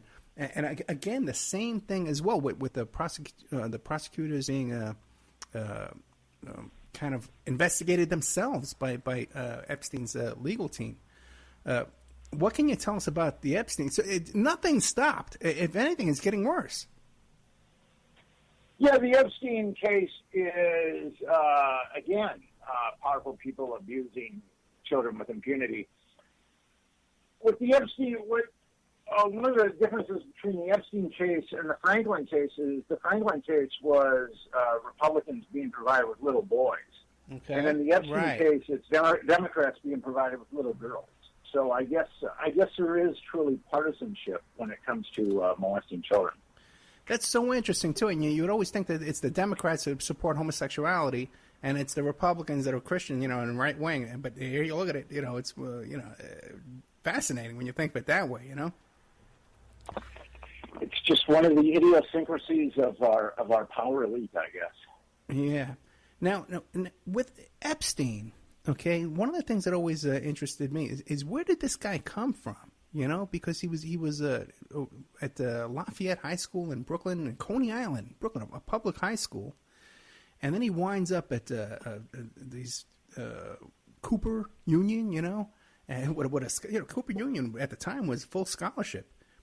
Have you looked into his early life to see how did this guy come from Welcome Back Kotter in Brooklyn to being a billionaire? Well, he taught at Dalton, which right. is like a premier school for the elite of New York. He taught math, and then he ultimately made the leap to Bear Stearns. And then he... Wait, but Nick, let's stop there for a second, because how did he get to Dalton? He didn't have a college degree. Yes, that's one of the... from what I understand, he's quite brilliant. Okay. As far as mathematics. And then, from Bear Stearns, he was hired by Stephen Hoffenberg. Are you familiar with Stephen Hoffenberg? No, is he one of the Bear Stearns guys? Oh, Hoffenberg was arrested. Right. Okay, I'm familiar with that. Okay, yeah. For the $475 million Ponzi scheme. Right. I think it's the third largest Ponzi scheme to date, and where he basically embezzled a bunch of money from Towers investors. Now, Epstein was working for Hoffenberg when that went down. Now, according to Hoffenberg, Epstein was part and parcel of that Ponzi scheme, but Hoffenberg, according to Hoffenberg, he decided that he didn't want to take down everybody else with him, and that he ate this prison sentence by himself. The feds put him away for like 20 years. And I think that if he had provided work with the feds, he probably would have done 20 years, or 18 years. So I would have to surmise that Epstein probably was part of that Ponzi scheme that Hoffenberg ultimately went to prison for. Now, is Hoffenberg out of prison? According to Hoffenberg, yeah. Epstein was part of it. Is Hoffenberg still in prison, or he's out? He's out now, and he's not a big fan of Jeffrey Epstein. Okay. Well, no one should be, except I think Dershowitz still likes him in some ways, But now, you're saying you think Epstein's a brilliant guy because the woman, I think her name was Victoria Ward from that's a Vanity Fair reporter. She wasn't impressed with Epstein. She was Vicky Ward. Yeah, Vicky Ward. Yeah, she didn't seem impressed by him at all. Well, I'm just telling you what people have said about Jeffrey Epstein. Okay. And that they thought that he was brilliant. Hoffenberg, who was quite brilliant himself, I mean, he was certainly a major power player in the world of finance in New York for many years. He considered Epstein to be quite brilliant. So that's what people thought about Jeffrey Epstein. Okay, and let me ask you another question now, because now this girl, Veronica Roberts, who's pretty much leading the way with these. Virginia Roberts. I'm sorry, Virginia Roberts. I'm sorry. Now, she worked at Mar-a-Lago for Donald Trump? I believe she did, yes. Okay. Yes. Now, did you ever clarify, because I've heard, and her father did as well. Her father did, and that supposedly where Epstein met her, I believe.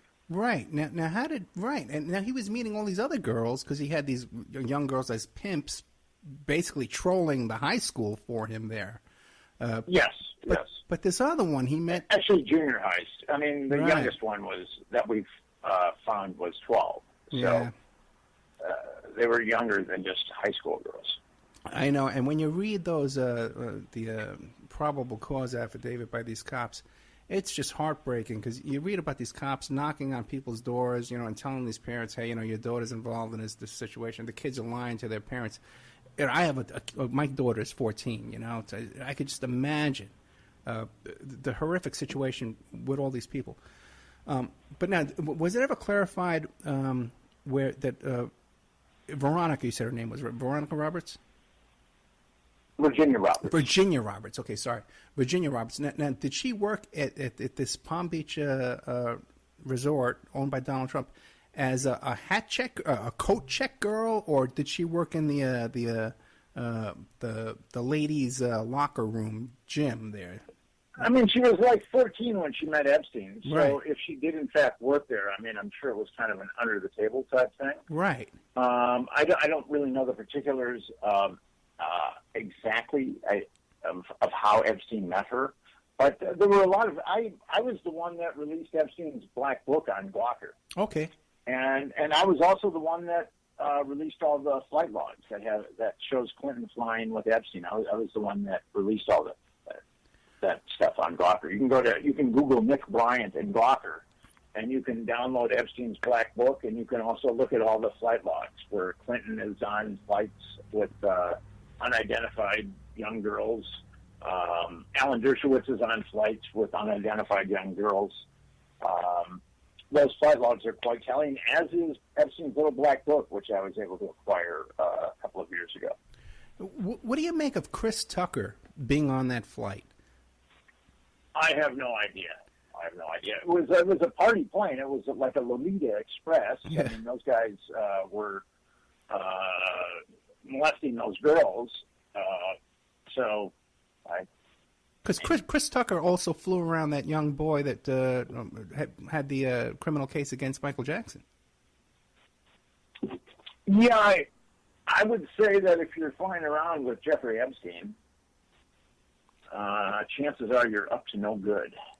Now let me ask another question too, because now in that Palm Beach mansion, okay, now in the probable cause affidavit, the walls were covered with naked pictures of young girls in that mansion.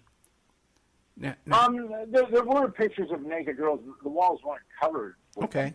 But one of the interesting things about that warrant is it shows that there were hidden. And so Epstein probably had a little blackmail operation going on, very much like Craig Spence. Well, yeah, and again, in the affidavit, they describe it as being for the purpose of blackmail. I've got that affidavit, and it doesn't say blackmail, but it does mention the hidden cameras in Epstein's. Are you sure? Because I'm pretty sure I read the affidavit Yeah. myself. Yeah. Okay, I'll have to take a look. Okay. I was actually, I think, because I released the affidavit. I was the one that got the affidavit. I got that on the internet too. Okay. A lot of the Epstein documentation that's floating around the internet comes from me. Okay, very good. I tried to get you as a guest when I was doing that show. I had Dick Morrow on the show. Now let me ask you another question too. Now, also Epstein, he also had a high school transcript in his possession. Now, what information do you have about that? I don't have any on that. Okay. But now that's interesting though. How do you think he got that? I don't know.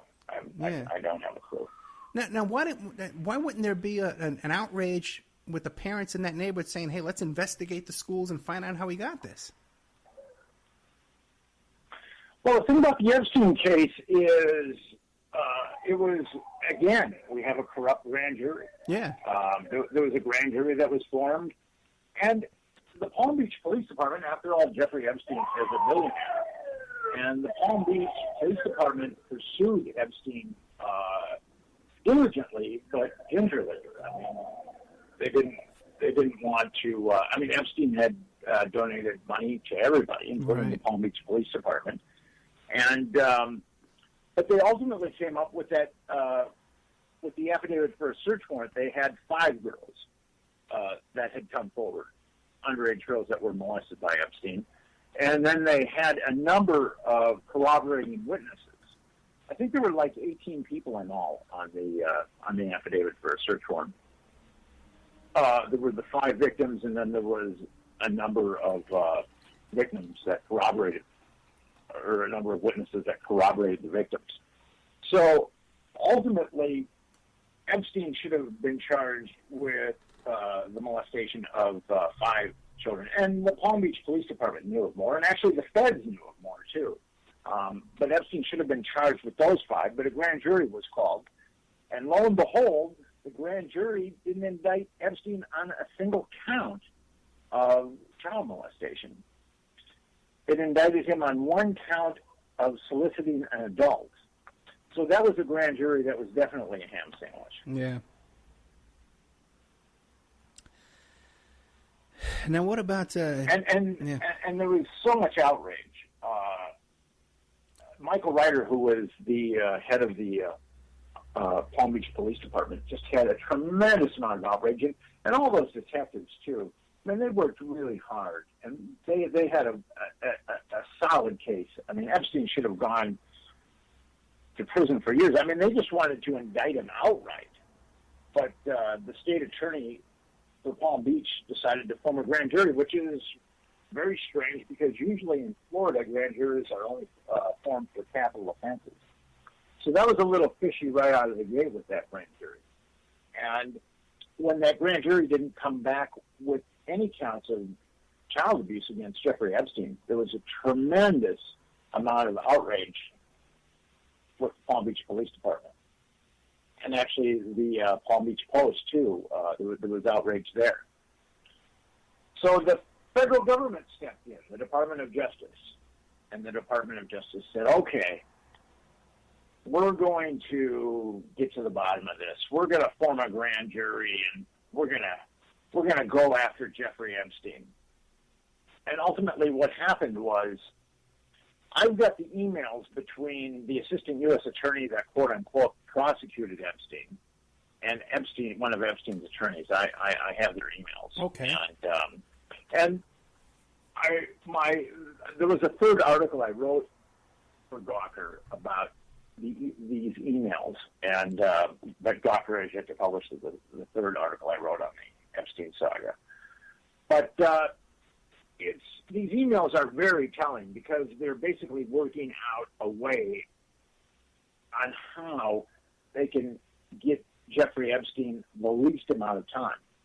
But the feds insisted that Jeffrey Epstein plead to 1 count of child abuse, and then also 1 count of adult solicitation. So he was potentially looking at 20 years because the 1 count of child molestation was 5 years, and then the 1 count of soliciting adult was 5 years, and then the minor was 15 years. So he was looking at 20 years, and then he was given 18 months in a county jail. He wasn't even put into prison. He was given a county jail, and he only had to spend nights there. He could go out during the day, and he ultimately did 13 months. And it was a private wing, too. But the feds, now this is where it gets very troubling, because the feds had a list of approximately 35 kids that they molested, and they were aware of more. But they had a list of 35 kids that he had molested. I mean, that's where it's really gets troubling. Is again, like with the Franklin scandal, we have the federal government, the Department of Justice, covering up child molestation. It's truly tragic. Yeah, and these 30 kids, he settled civil lawsuits with many of these kids as well, right? He has settled over 30 civil lawsuits regarding Right. his molestation of minors at this point. Now, but even still, after all of this, Bill Clinton, his daughter Chelsea Clinton, had a wedding, and who attended that wedding? Jefrey Maxwell. That was Epstein's principal procurer, and she's blue blood from the UK. Her father was a scion of he was a major publisher, and Jefrey Maxwell was part of Epstein's pedophile network. Actually, she molested kids too, and Right.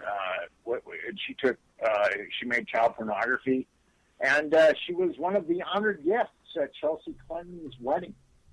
You can see as Chelsea is walking right down the aisle, you can see Ghislaine Maxwell right there with a big smile on her face. And what's really telling, what the feds did, is they immunized everyone in that case. Maxwell was immunized, and all the girls that were providing Epstein with these young girls were also immunized. So it's that deal that the feds made was quite amazing, and all conspirators. So the perps were immunized too. Right. In the deal that Epstein made, everybody was immunized, and Epstein did 13 months. So all the perps that were molesting those girls and all the procurers of those girls, they were all immunized by the federal government, which is just mind-boggling. And then it's the not federal like... government knew that there was going to be trouble if that deal ever was made public, so they sealed it. And some of the attorneys representing some of these girls, and then the Palm Beach Post ultimately appealed the sealing of it, and then it was unsealed, and lo and behold, it showed what a cover-up it was. I mean, the feds came in and covered it all up. Now, very stunning. That's very, an interesting very point stunning. right now, because now the lawsuit that's taking place right now, right? Yes. Can you describe that? Because a lot of people think, well, it's he said, she said, and these girls are out for money. But describe what's going on with this litigation right now that Alan Dershowitz's being brought into, and then Prince Andrew's being mentioned in. Describe that litigation right now. Well, what's happened was that the Epstein case is essentially going to be, because Epstein made that deal with the feds, and that was supposed to be it. But a judge is willing to overturn that deal. So that's where we're at this point, is these attorneys are pressing, and one of these attorneys is a former federal judge, are pressing Right. for this really, really bad, just horrific, corrupt deal that the feds had made with Epstein to be overturned. And the judge is compatible with that. So we're just going to see how it goes from here. And that's how Alan Dershowitz got dragged into this. Now, if you read my Gawker article, Yeah. Alan Dershowitz said that he didn't meet Jeffrey Epstein until Larry Summers was president of Harvard. And that happened around 2001. Well, actually, I had Alan Dershowitz on Flight Logs with Jeffrey Epstein in 1997. So Alan Dershowitz was being less than veritable when he was granting interviews disavowing his relationship with Jeffrey Epstein. And even those flight logs are pretty sketchy to begin with. There's a lot of people, unknown passing, a lot of first names. And so who knows who else is on those flight logs? Yes. Well, there are a number of girls named on those flight logs. So, I mean, who knows? We just don't know who they are or how young they were. Right. And that's where we're at with that. But now, although you feel confident. What's that? You feel confident that this judge is going to overturn this ruling and reopen this case, and Epstein could possibly get some real time? I hope that that's the case. We'll see. We'll Okay. see. I mean, there's a lot of pressure on him, probably to let sleeping dogs lie. But I really hope that this judge overturns this ruling, And Jeffrey Epstein is held accountable for molesting these girls and the other big shots that he gave these girls to. I hope that they're held accountable too. Yeah, that would be wonderful. But come on, seriously, now how confident are you that could happen? Look, from your experience with Franklin, with your friend Henry Vincent, and now this, Well, you've got two lawyers that are pushing very hard for it. They really are, yeah. And they're really courageous guys. They named Alan Dershowitz, and one of them is a federal judge, right? Former federal judge. So, and Brad Edwards, the other attorney, I've talked to him a number of times, and he is just—it's anathema to him to see all these children molested with impunity. Just anathema to him. So, and I'm glad that this other lawyer signed on with Edwards. So, and what they did was really guessing Alan Dershowitz and Prince Andrew. So, right. I really hope that pays off for him. Okay, so now moving on from that, the Sandusky case. Do you see the same pattern with Sandusky again, where there was a DA that wound up dead and his hard drive is all destroyed and all that kind of stuff? Yes, DA Greikar, I talked to a DA that worked in that office, and she told me that she felt that Greikar had been murdered.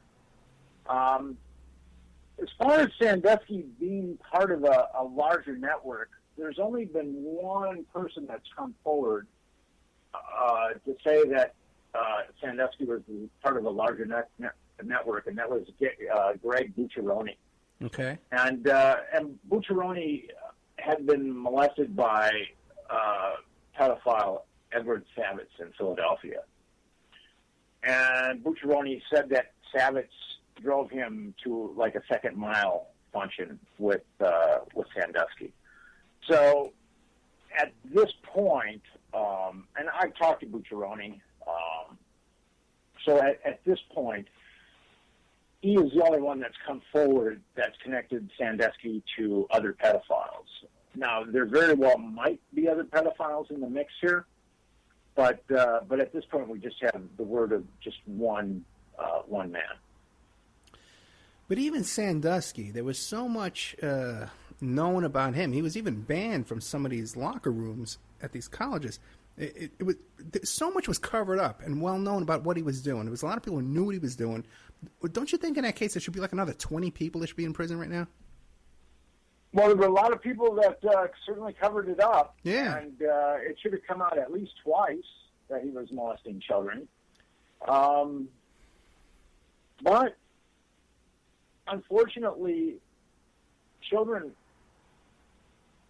are not the United States' most precious resource. I mean, the United States says that children are its most precious resource. If you talk to most politicians, they will say that our children are the most precious resource. But actually, America is a country that doesn't really put its money where its mouth is. Right.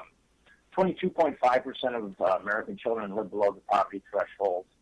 At least 10 million of them suffer from hunger or malnutrition. At least once a month, I believe. They're the fast-growing segment of the homeless population, children. So America is a country that pays great lip service to its children to put its money where its mouth is. And what is going on now in America, I mean, when you've got 22.5% of American children living below the poverty threshold and children becoming the fast-growing segment of the homeless population, you've got like a wholesale destruction of children.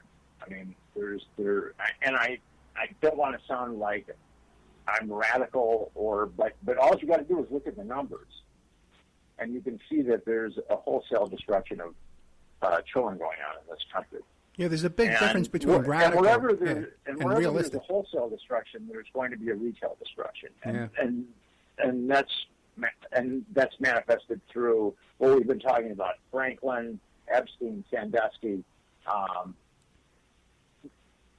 These children, unfortunately, were put in the back seat. The prestige, the power, trumped any kind of rights that these children had, and it's truly unfortunate. There's a big difference between radical and realistic, and I think you're being realistic in what we're saying here. Well, as George Orwell said, telling the truth during times of universal deceit is a radical act. Do you think there's any hope in these institutions like Child Protective Services or reaching? Is there any hope? Or are these people a place to find help, or no? Well, I think that there are people in Child Protective Services. I mean, you saw it in the Franklin scandal that did come forward and try to do the right thing. I'm sure that there's a lot of corrupt people. I mean, there were certainly people that were very corrupt in the Franklin scandal in Child Services. So, but I think as long as our country is just going to pay lip service to its children, right, and not put its money where its mouth is, this is going to be a non-ending story. It's what America needs to do is really help its children, and by 2032, there's probably going to be two workers per retiree, and right now, almost 1 in 4 of them is growing up below the poverty threshold. So we're setting ourselves up for a very dysfunctional society in less than 15 or 16 years. But, with all the stuff we've talked about today, right, and with the Secret Service involvement and prosecutors' involvement, short of a huge congressional hearing, is there any hope of turning this whole thing around? Because, like you said, the CIA is benefiting from this. The Secret Service, is there any hope? Well, the thing about it is, I think only 25% of Americans have confidence in their government at this point. Yeah. Americans know that their government has gone awry, but they don't know just how badly it's gone awry. And they're going to have to be edified. They're going to have to read books like Confessions of a D.C. Madam. They're going to have to read books like the Franklin scandal. And then they're going to see the degree of the disease that's taken over our government. And because you can't treat a disease until it's diagnosed. So once enough Americans can see this diagnosis, can see that there's a cancer eating away in our government, then we can act, then we can treat it. But Americans are, unfortunately, they watch a lot of television, and television, they're not going to get truth like what's in Confessions of a D.C. Madam or the Franklin scandal from television. I mean, 5 corporations own 90% of the media that Americans imbibe. And those 5 corporations exist because the government allows them to exist. So they're not going to make the government too upset, or else the government will just come after them with an antitrust suit. So at this point, we have the government and the media working in tandem. It's really good that we have the Internet. If we didn't have the Internet, it would be very difficult to ferret out truths. Yeah, but you want to know what, Nick? When I did my last show about the Epstein, when I posted the link list on Facebook and all over the place, I posted a link around to promote the show. So many people email me and say, you know what, you're a sucker. You believe everything. These girls, they got a book deal. They don't even follow what the case is, So I'm a little depressed, okay, Nick, at the end of this show. But how can, we're down to the last 3 minutes. Nick, how can people support your work and support your work and find your website? Give us everything. Well, people can buy Confessions of a D.C. Madam. They can buy the Franklin scandal. They can educate themselves. There are a lot of good books floating around, like Confessions of a D.C. Madam and the Franklin scandal. And they can, as I said earlier, edify themselves. Because the more people really understand how perfidious the government is, how perfidious the corporate media is, then at a certain point there'll be a sea change. I believe that a sea change is possible. but it's going to take a critical mass of people becoming aware. I mean, awareness is the key. But even with with Clinton being on this plane with Epstein and inviting Epstein's girlfriend, Picurio, to his daughter's wedding, right in our face. You know what I mean? You still... Well, and I'm sure that, that's probably going to be difficult for Hillary when she runs. You really think so? For president, I think that'll be an issue. I really do. Well, I hope so, man. I really hope so. Nick, I can't thank you enough for coming on, man. You know, and I'm going to beg you to come back again. I hope you had a good time, and I hope my questions were, I was a little unfocused tonight. I apologize for that. But I'm really impressed with your work, my friend, and I take my hat off to you.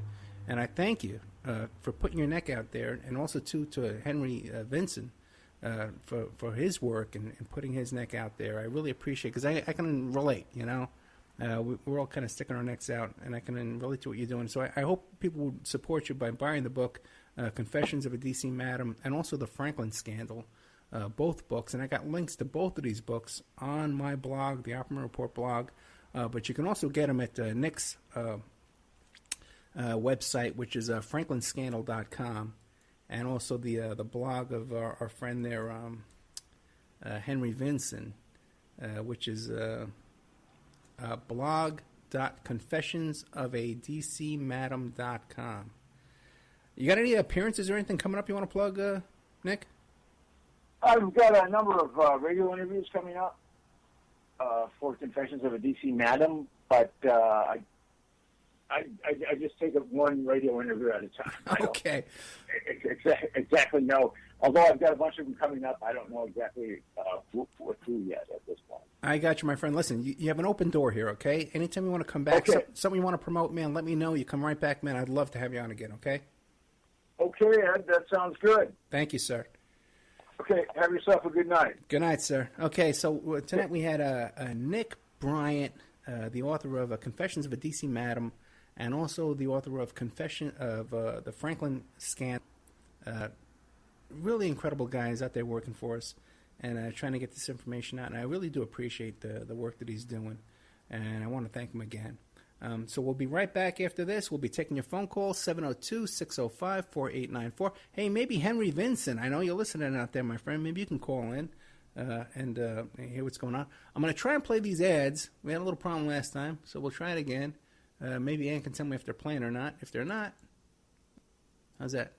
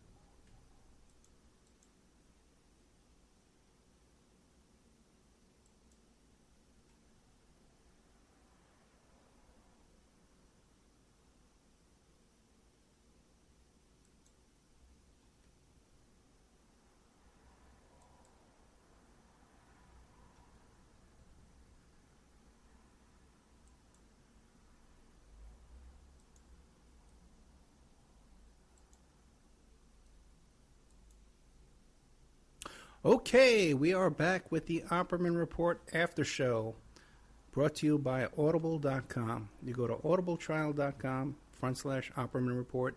You go there for free. You sign up for free. Get yourself a free audiobook. We had some problems with the ads playing tonight live. Of course, we'll add them to the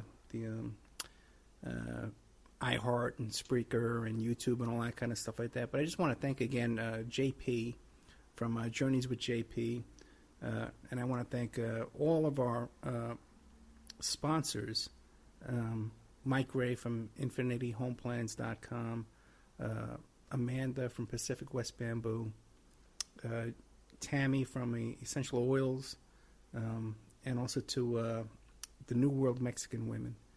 And these are all the people that support our show every week. And I also just want a little shout out to all the stations out there that cover us,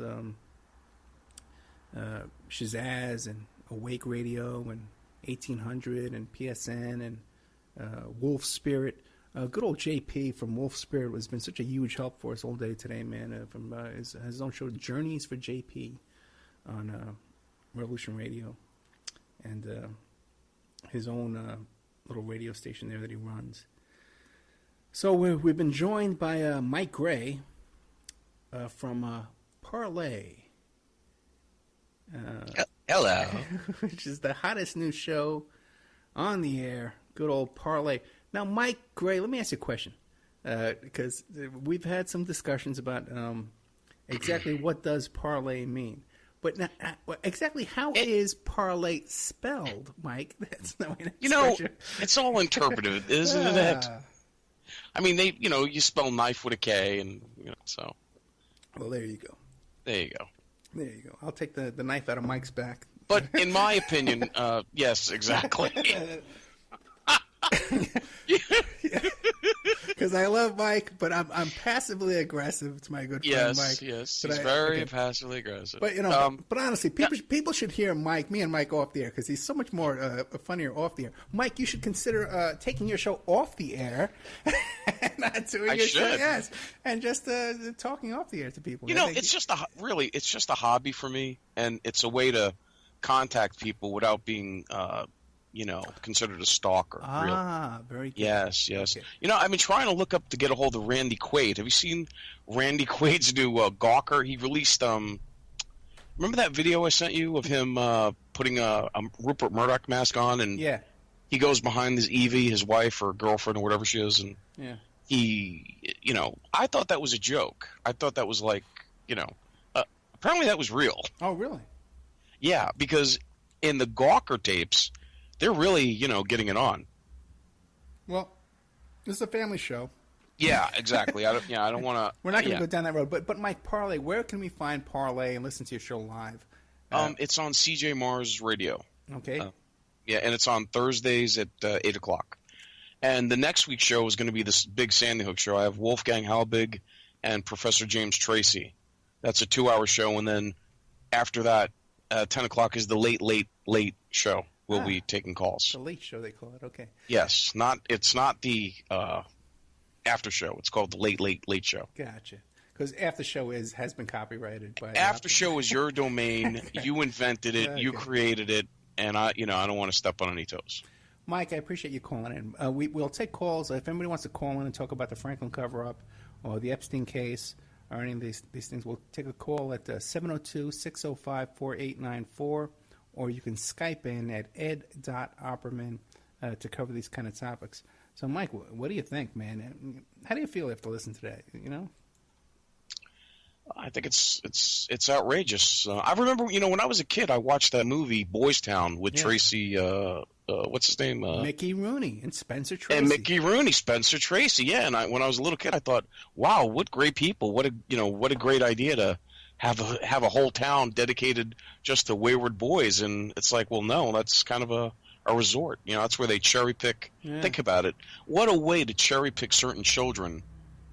Do you know what I mean? Yeah, that's what I was trying to get at the end of the interview. Right. And also, people can't forget that Charles Manson came out of Boys Town. He was only there for a few days, supposedly, because he stole a car and he got out of there. I don't know how much we know about that. Yeah. Hey, Ed, is it true if you're in federal prison you can't have a beard? I do not know that. I do not know that. For Well, a you know, fact. Jay Weidner, because I'm a big fan of Jay Weidner, and I'm trying to get him on my show, but he said that you're not allowed to have a beard in federal prison. And remember that Geraldo when Manson was doing that interview with Geraldo? Yeah. They were in the same room, and in federal prison, you're not allowed to be in the same that close to a federal prisoner. Yeah, no, but I don't think Manson's in a federal prison. I think he would be in a state prison. I don't know for a fact, but I can't see But why. for federal crime, right? Or, you know. No, he committed a state crime. I thought he was in a federal pen. No, he was convicted by the state of California. Okay. So I don't think he would be in any kind of federal prison. I can't see why. But you never know, man. You look at this guy, Henry Vincent, man. They're coming after him with income tax stuff to go after him, you know? Oh, they get you one way or the other, you know? Yeah, because for the most part, you know, if you don't pay your taxes, they send you a letter. And you can kind of negotiate your way out of it. Oh, brother. Hey. Who's on the air with us, Ann or... Nobody. It's just you and me. We're live on the Awake Radio Network, and we're live on Wolf Spirit, run by JP, and Shazaz Radio, and 1800 Radio, and Sovereigns, Scottish Sovereigns on the Land. Right. And a whole bunch of stations there. Yeah, can I just say something? When you asked the guest about how did Epstein get to be where he is, because he's not a smart guy, and and he said he was a math genius.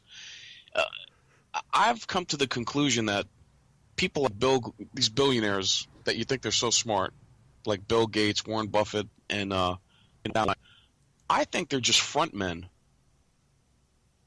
You know what I'm saying? Well, Bill Gates, his parents were like, he had rich parents, Yeah, but not like he's got like 66. What does he have? Like $66 billion? Well, yeah, but because he stole basically. There was another DOS program, and he stole DOS and made it MS DOS and took it over. He just basically stole somebody else's program. Right. And had the lawyers and stuff to go in because his parents were big hotshot Harvard lawyers.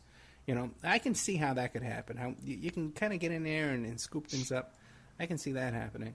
But I just see people like that as really front men for bigger people. Yeah, I know what you're trying to say, but I don't know, man.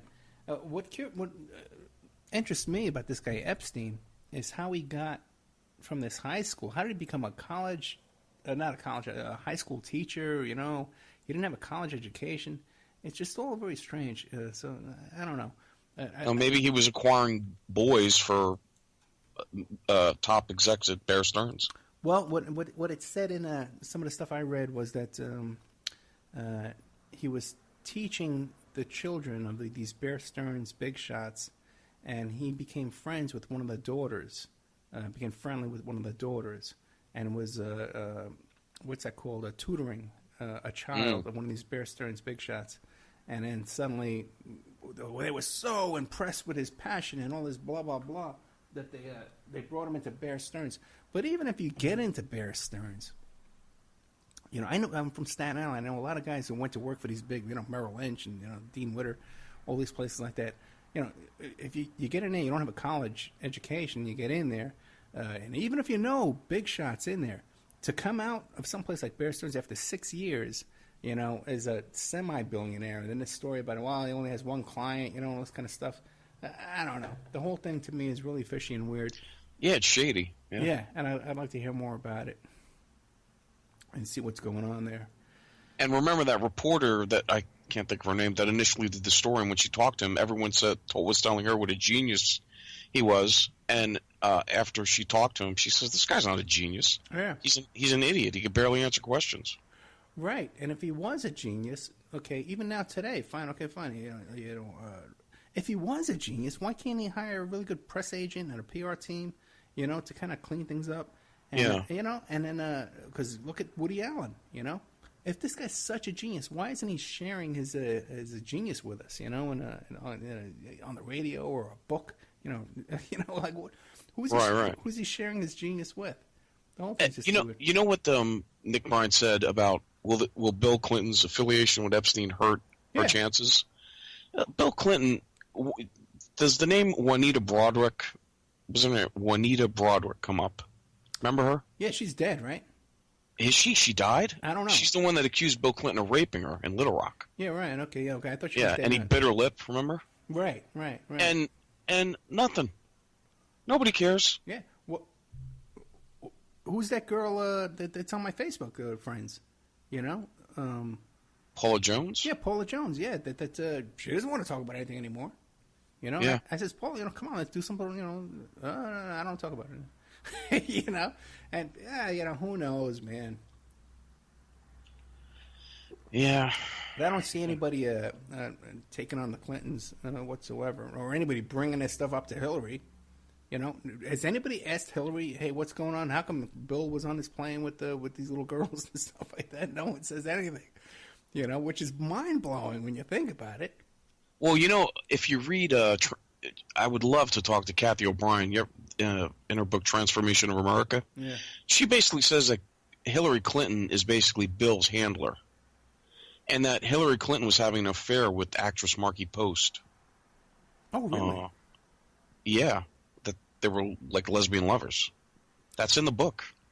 Well, I've tried to get Kathy O'Brien on the show, and a lot of these people, I've tried to get them on the show. They don't get back to me, so who knows what's going on.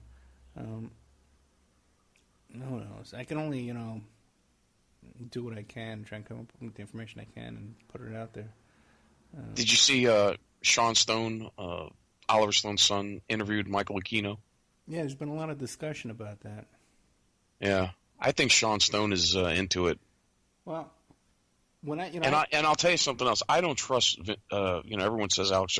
I don't trust Jesse Ventura. I'm not too thrilled with Jesse Ventura either. Yeah. And as far as Alex Stone, Sean Stone. Sean Stone. Yeah. Sean Stone goes. His father created a production company, and they did a total whitewash of the McMartin preschool. Yeah. And they formed a production company, and then these McMartin PR guys, I think they were called the Mans or the Manleys. And who starred in that movie?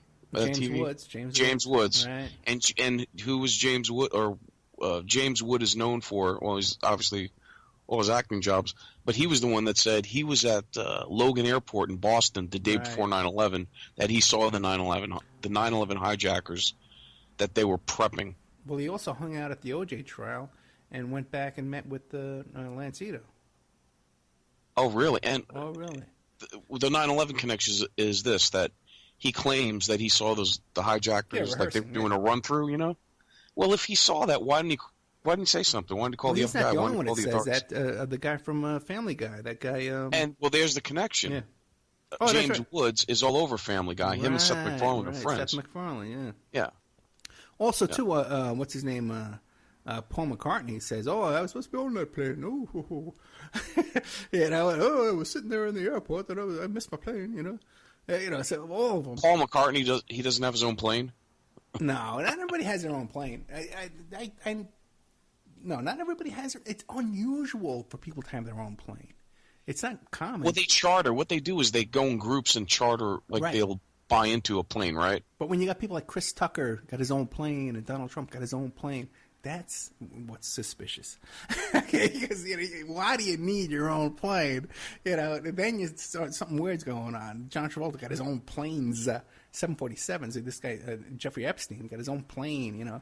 Then there's why? Because you're right, you can form groups and charter, not charter, but kind of like I have a little corporation that would 10 guys own a plane. Right? They buy in, yeah.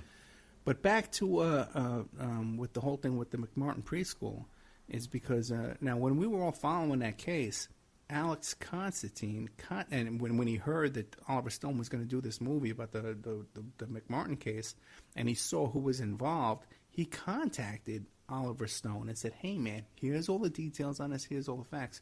And Oliver Stone went ahead anyway and went ahead with that movie, which was a total whitewash of the McMartin case. Now, I confronted Sean Stone about this. I called him up, and I says, "Hey, man, what's going on?" I says, "Your dad did a whitewash." And his response to me was, "Oh, well, yeah, but my daddy did that movie, that it was about people wrongfully convicted, and he was taking the side of people who convicted wrong. That's the story that he was trying to get out there, that sometimes people are wrongly convicted. And, I had on my show, I had Douglas Dietrich on my show, and you know about that, and Douglas Dietrich confronted Colonel Aquino, and he had all these accusations, so he sort of like to justify his street credibility by associating himself with Douglas Dietrich. And I told him, listen, I know Douglas Dietrich. I'm friends with Doug Dietrich. Give me a break here, You ever wonder, if Aquino's giving Douglas Dietrich all that information? I don't know about that. But my point in this is that I was saying to Sean Stone that, listen, okay, I know all about Doug Dietrich, but what about you and your dad and Mick Martin? And now, then shortly after that, Dietrich was confronted by Aquino, saying, "Hey, man." Yeah, I remember. Yeah, right. There was a little hullabaloo that went on there, right? And now, what it seems like is that all these people are being confronted by Aquino, and they're giving him a free ride and saying, "Hey, man, come on the show and you give your side of it." But he's not giving it. They're not. He's not giving. Yeah, they never ask him "Hey, you're all over that book, Transformation of America." Well, right. And some of the stuff in that book, she claims, and she actually, you could go on YouTube and see it, she spreads her legs. What she said was he took a stiletto knife, okay, and carved a round face with a nose in the wall of her vagina. Oh, really? Yeah. And when I read that, I was like, wow, I wonder what that looks like. Then, I guess a few years ago, she actually went to a doctor's office and, they showed it. And it's there. Well, that's very interesting. And like I said, if Michael Aquino wants to come on the show and respond to these accusations, okay, fine, I'm open to that. But I'm not going to I'm having on the show and give out PR, Listen, people are out there saying things about this guy. I don't know if it's true or not. Okay, all I know is, people are saying this. If he wants to give his side of what they're saying, he can come on the show. He wants to come on my show and do a PR press, what a great guy he is. Right. Get lost, I don't even want to talk about, But, and he's very congenial, very well spoken, very polite. It's like you wouldn't think he's the monster that, But the thing is, okay, whether he's a monster or not, if you want to come on the show and say, listen, I'm not a monster, fine. Address the accusations. I'm not going to let somebody on come. If someone's making accusations. And no one never brings it up. No one ever brings it up. Give him a free ride. Yeah. What is that? And even I was disappointed. I like Sean David Morton, but who? I interviewed him. I even wrote that to Sean in an email. I said, "Why didn't you bring this up? Why didn't you bring that up?" And he goes, "Well, I'll do it the next time I have him on." If only you had the chance to ask him that. Did you ever ask him that when you were on there with him? No, I didn't. I should have. I should have. I gave him a free pass too. You gave him a free pass, man. Listen, there's no free passes. Listen. I'm all for giving somebody the opportunity to, if I'm accusing somebody of something, or my guest comes on and accuses somebody of something, I'll give them the opportunity. Anybody out there, who is, my guest says something about you, come on the show and give you a response. Okay, we can record it, we can do it, whatever. I'll give it an equal time. But I'm not going to give you a free ride to come on my show and just promote yourself just because someone else has accusations against you. You have to respond to the accusations. That's what the equal time is, not free rides. How much time are we going to do today? Because is anyone calling in? No one's calling in. I got to do another half hour, and no one calls in anymore. No one wants to talk to me. Really? Come on, get out of here. Yeah, I could. Let's see. Hey, can I mention something? Oh, no. Go ahead. Yeah. Oh, okay. Can I say something? Yeah, go ahead. Yeah, I know you maybe disagree with me a lot, but on these hoaxes, that they're hoaxing things. Yeah. And I've come to the conclusion that they're hoaxing the lottery, the state lotteries. Right. And the mega. I'm not talking about the pick 3 or 4 or even the 5 where you make $75,000. Okay. Right. Because you always see 2 or 3 winners there. I'm talking the big ones, the big boys. Okay. Now, right here, you could look at Sean McBride. Go on YouTube, look up Sean McBride. He gave away the entire $318 million fortune. Gave it all away, the entire jackpot. Okay. Well, who would do that? I mean, he wouldn't even keep $1 million for himself. Well, Mike, I'll tell you this: a lot of your investigations center around, well, why would they react this way? Why would they, behave this way? Right. And people do behave and react oddly, and so that's not a factor really, because you have to factor in that the people behave oddly. But I will tell you this, man. Okay, and I think we talked about this off the air, right? Right. I was involved in an investigation once where I believe that people did receive lottery money in part of a scam. That there was a reoccurring that people had inside juice with the lottery and were able to scam some money out of the lottery system. And I believe that for a fact. And well, you could see it in the there's one YouTube thing where the number came up 35. right. The ball came up 35. Then it went back up and comes back as 53. Well, yeah, okay. I don't know about that. About Yeah, YouTube no, videos. it's you could say it for yourself. Okay, I don't know about YouTube videos or whatever, but I can say that I had a real, investigation with real stuff where people were. So what do you make of that? So who was fixing it? Then? I don't know. People within the lottery system? Yes, people within the lottery system, just like at OTB and stuff like that, and the racetrack is there's races are fixed, and I'm sure the lottery gets fixed all over the place. Different, and it happens all over the place. And in casinos, there's all kinds of listen, everyone's trying to get away with something. Happens all over the place. Now, I do have a couple of announcements since we can't play commercials tonight because for some reason it's not working. Okay. Which how ironic is that? But the ads are not playing. I know. Sorry, Mike Gray from InfinityHomePlans.com. No, it's no big deal. But we'll play it. It was a big show tonight. We're gonna, but we'll have it on YouTube. It'll be up there, and we'll insert it into Spreaker as well. But I got some big stuff going on that people might be interested in. And one thing is that I did an audition. How'd that go? It went very good, man. I auditioned for a reality TV show, which is basically the same thing as we're doing here on the radio. I almost kind of suspect that maybe they've listened to the show and then decided to do a TV show about it. And then by coincidence, I applied for the show, and now they're all excited, to talk to me and have me on here. And I'm doing a second audition, a Skype audition on Monday or Tuesday with the producers and stuff like that. So they love me, they love my credentials, and it's going to be the same kind of thing that we're doing here now, where we're going to be investigating recent historical iconic events and either debunking them or coming up with conspiracies or theories or whatever, just like we do here on our show. Is this local? Are you going to travel? No, we'll be traveling. Yeah, this is real. Oh, wow. Oh, no, This is a big deal. They have the production company has shows on MTV. They have a History Channel. They've done other shows like this, but more historically, not the Discovery Channel. All these different. They have a bunch of shows all over the place. Now, how will this affect the show, the Opperman Report? Well, first I have to change the name of this show to Parlay 2. Oh my goodness! I'm gonna call this show Parlay 2. Okay, and Parlay, a discussion in terms. That's all. Okay, good luck with that.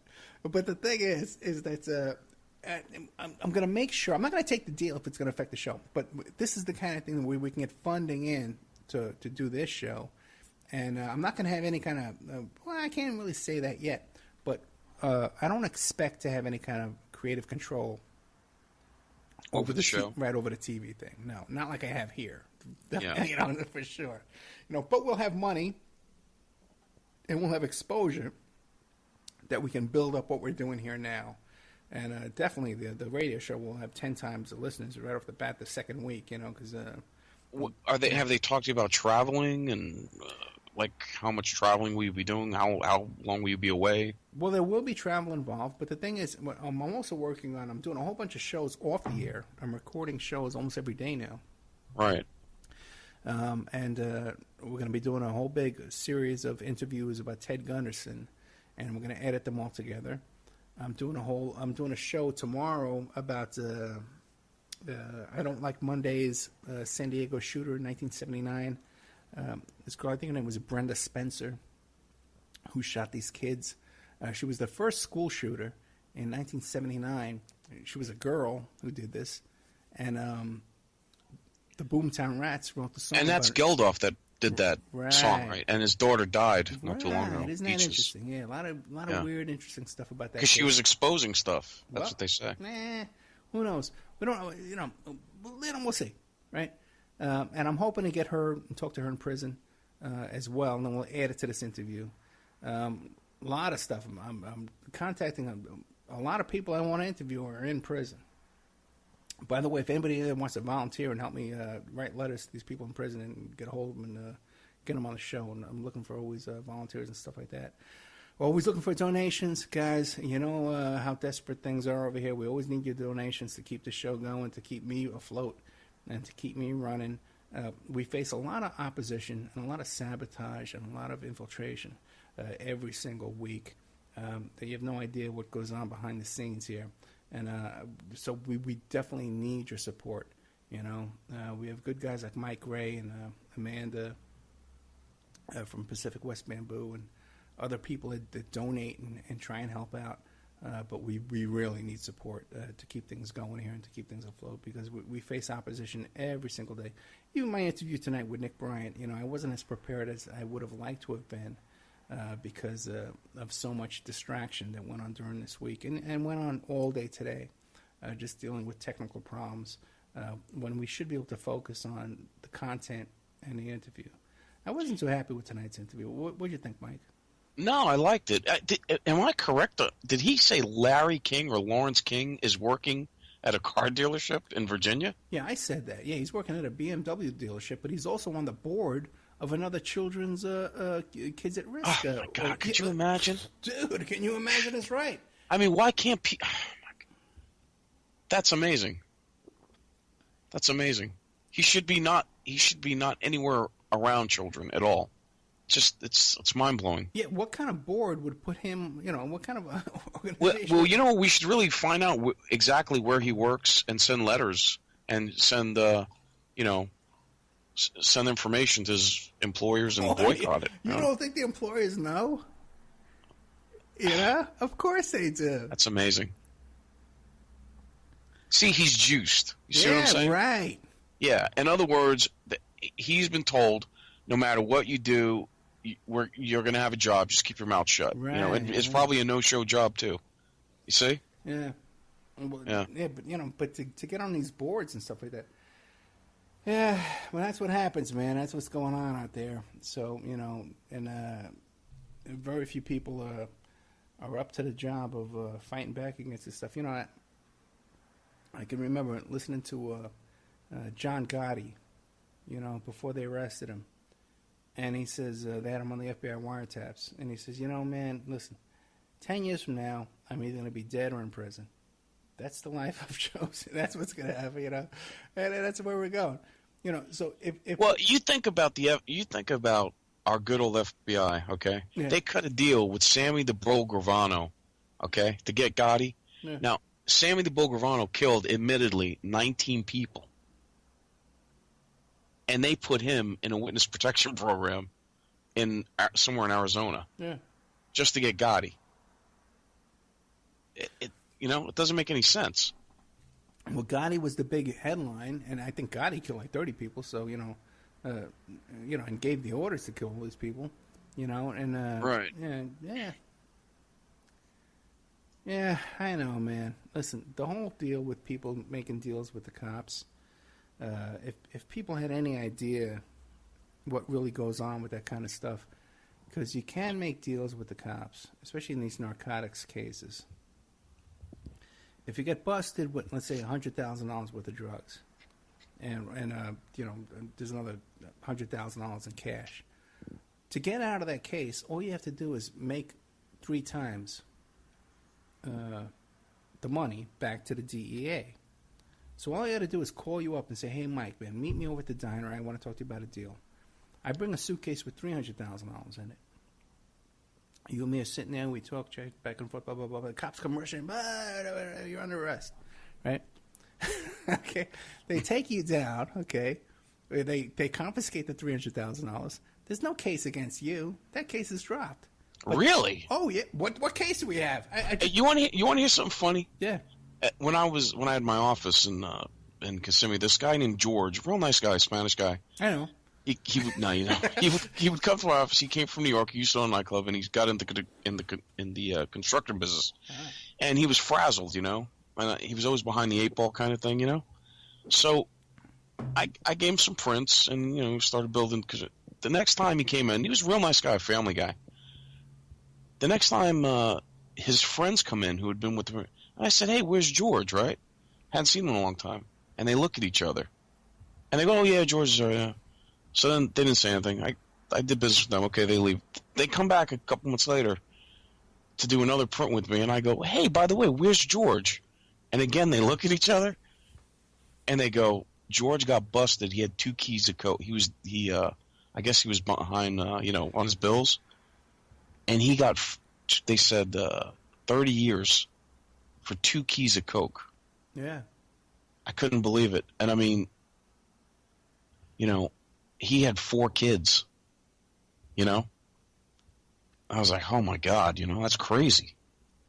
Dude, that's nothing. I know guys that got set up, you know, 15, 20 pounds of pot, and they got 15 years. You know? See, that's why I think at the very least, drugs should be decriminalized.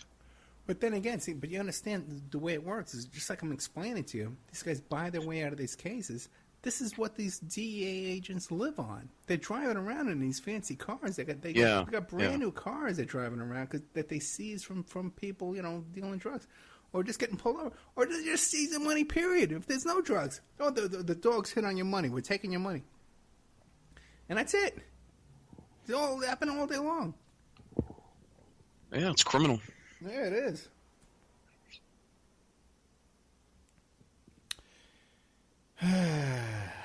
You gonna do any shows about that?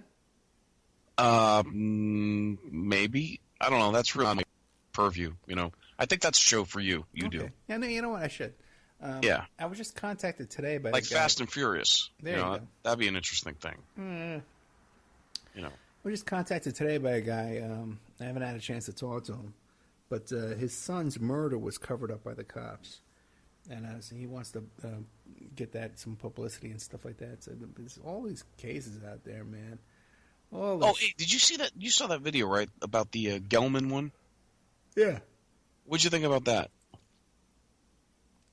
I think it is I've heard of other cases where people were under surveillance, and the police were aware of them committing crimes, and even too, by the way, in these drug cases, like what I was telling you before, where you and me can set up a deal, you know, and buy my way out of the case.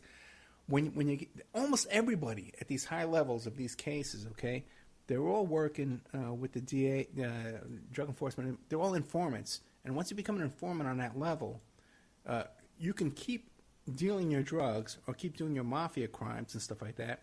And if you get pulled over, you have the business cards of these cops. They come and they get you out of it. You get pulled over. Right. I'm working. Yeah. When I first saw that interview, I thought, this guy's crazy. He's nuts. He's paranoid, you know, or schizophrenic or whatever.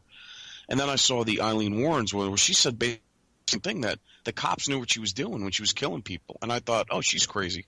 But then I'm thinking, now that Oh, did you break up? the truth. Oh. What's that last thing you said? Eileen Warnes? Yeah. Because she said the cops knew what she was doing, that she was killing people, and they just let her. Yeah, and that does happen as well. You know, the cops, you know, homicide detectives or whatever, they're working on a bunch of cases. If you know somebody's out there doing something, you don't have the evidence to bust them yet, you know, and they keep doing it. Yeah, that stuff happens. Yeah, you know? wow. That stuff happens. People have no idea what goes on with these investigations with these cops. You know, they lie in police reports. They lie on a stand, and it's just and they get away with it too, man. Because even the defense attorneys, they pick and choose which cases they really want to fight for, because they're making deals with the DAs and stuff like that. You know, and you got to let some guys go to prison. You know, and there's only a few guys you can negotiate to get out. If they have a big Epstein guy, you know, they're going to dump 30 guys to go to prison on that to get Epstein off. And they'll betray their own clients. Yeah, it's really tragic. You know, what goes on out there. This is why I was trying to ask Nick Bryant, man, what he thinks about, is there any hope, you know, of contacting, you know, Child Protective Services or the cops? You know, and you know, he talks about how, you know, people report these cases and the FBI comes in and they try and shut up the witnesses. That stuff happens, man. You know, man, it sucks. So, I don't know.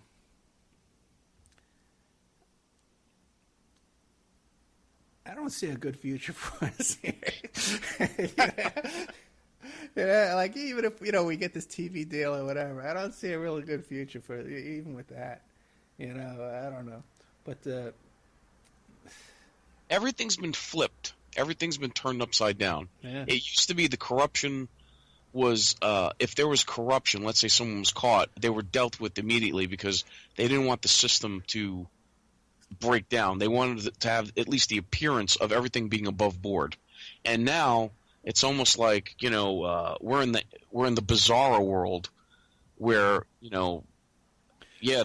But even still, when are you talking about? Because J. Edgar Hoover, man, there's all kinds of evidence about him, man. Everybody. Oh yeah. Yeah, he was blackmailing everybody. He's all, you know, letting people go, hanging out with organized crime figures, gambling, you know, horse track, you know, the whole thing. Again, the whole thing. The whole time while he's saying publicly there is no organized crime, but yet he knows there is, and he's affiliated with them, and you know. Yeah. Kibitzing with them, sure, yeah. Kibitzing, that's what I was going to say. Kibitzing, kibitzing, yeah. You might say he was parlaying with them. He was parlaying with the mafia. Yes, he was. But there is no mafia. No, that's. And I will kill you if you say there is. Did you ever see that graffiti in New York? Well, I grew up on Staten Island, and Did you ever see like there's a big graffiti that there is no mafia, and I will kill you if you say there is? I never saw that, but when growing up, you know, that's what we had to say. There's no mafia, you know. And there is no organized crime. Come on, come on. You know, I was from Hoboken. I had no idea that the DiCavalenti family was out of Hoboken, New Jersey. I never knew it. I never heard of him, you know. And those are the Soprano guys. That's what's based off the Sopranos, yeah. And if you ever read, that's why I was. He's dead now. He died not too long ago. The guy, I think his name is Philip Marco. I think he wrote the book of the Iceman, the Richard Clinton story. That book, a lot of the scenes are in Hoboken and Jersey City. You know, I was like, holy cow. You know, from the 50s and 60s. And yeah, it's a very interesting, that whole Cavalcanti family there. It's really interesting stuff with that bunch. Yeah. And the Westies, the Irish mob. Yeah. You know, at a Hell's Kitchen. Sure. Yeah. Sure. Now, when I was, you know, bopping around New York City, you know, you dealt with everybody, you know. Certain motorcycle gangs. You can't mention their names. You know, all kinds of, you know, I had a nightclub in Manhattan, you know. It wasn't a joke, you know.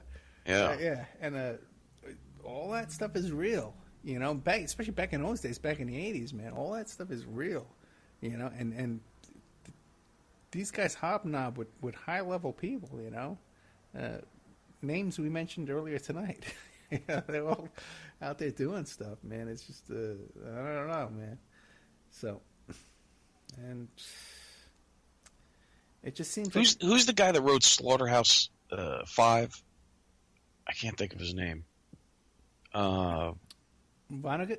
Vonnegut. Kurt Vonnegut, is it? I think so. Yeah, they asked him before he died, you know, you have any advice? You know, what advice could you give to the, you know, the kids of the world? And he said, yeah, join a gang. It's true. You know, 'cause it seems like it's an easier road, you know. Yeah, to start, yeah. To go down with, you know. For protection, yeah. No, it's an easier road to be with the criminals than it is to exposing. No. Well, I guess he was trying to say is, you know, start a gang or, you know what I mean? Yeah, I know what you mean. Have a clan or a tribe. This way you got protection, sort of. Because if you're just an individual, what chance do you have, you know? Yeah, but I'll tell you something else, too. You know, it's a whole nother headache, you know, keeping those kind of guys in line and and having those guys around and expecting it. It's really hard to get them to do what you want them to do.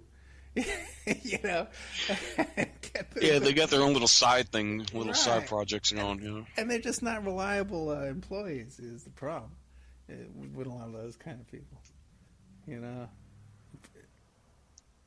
It's a headache. Life's a headache, man.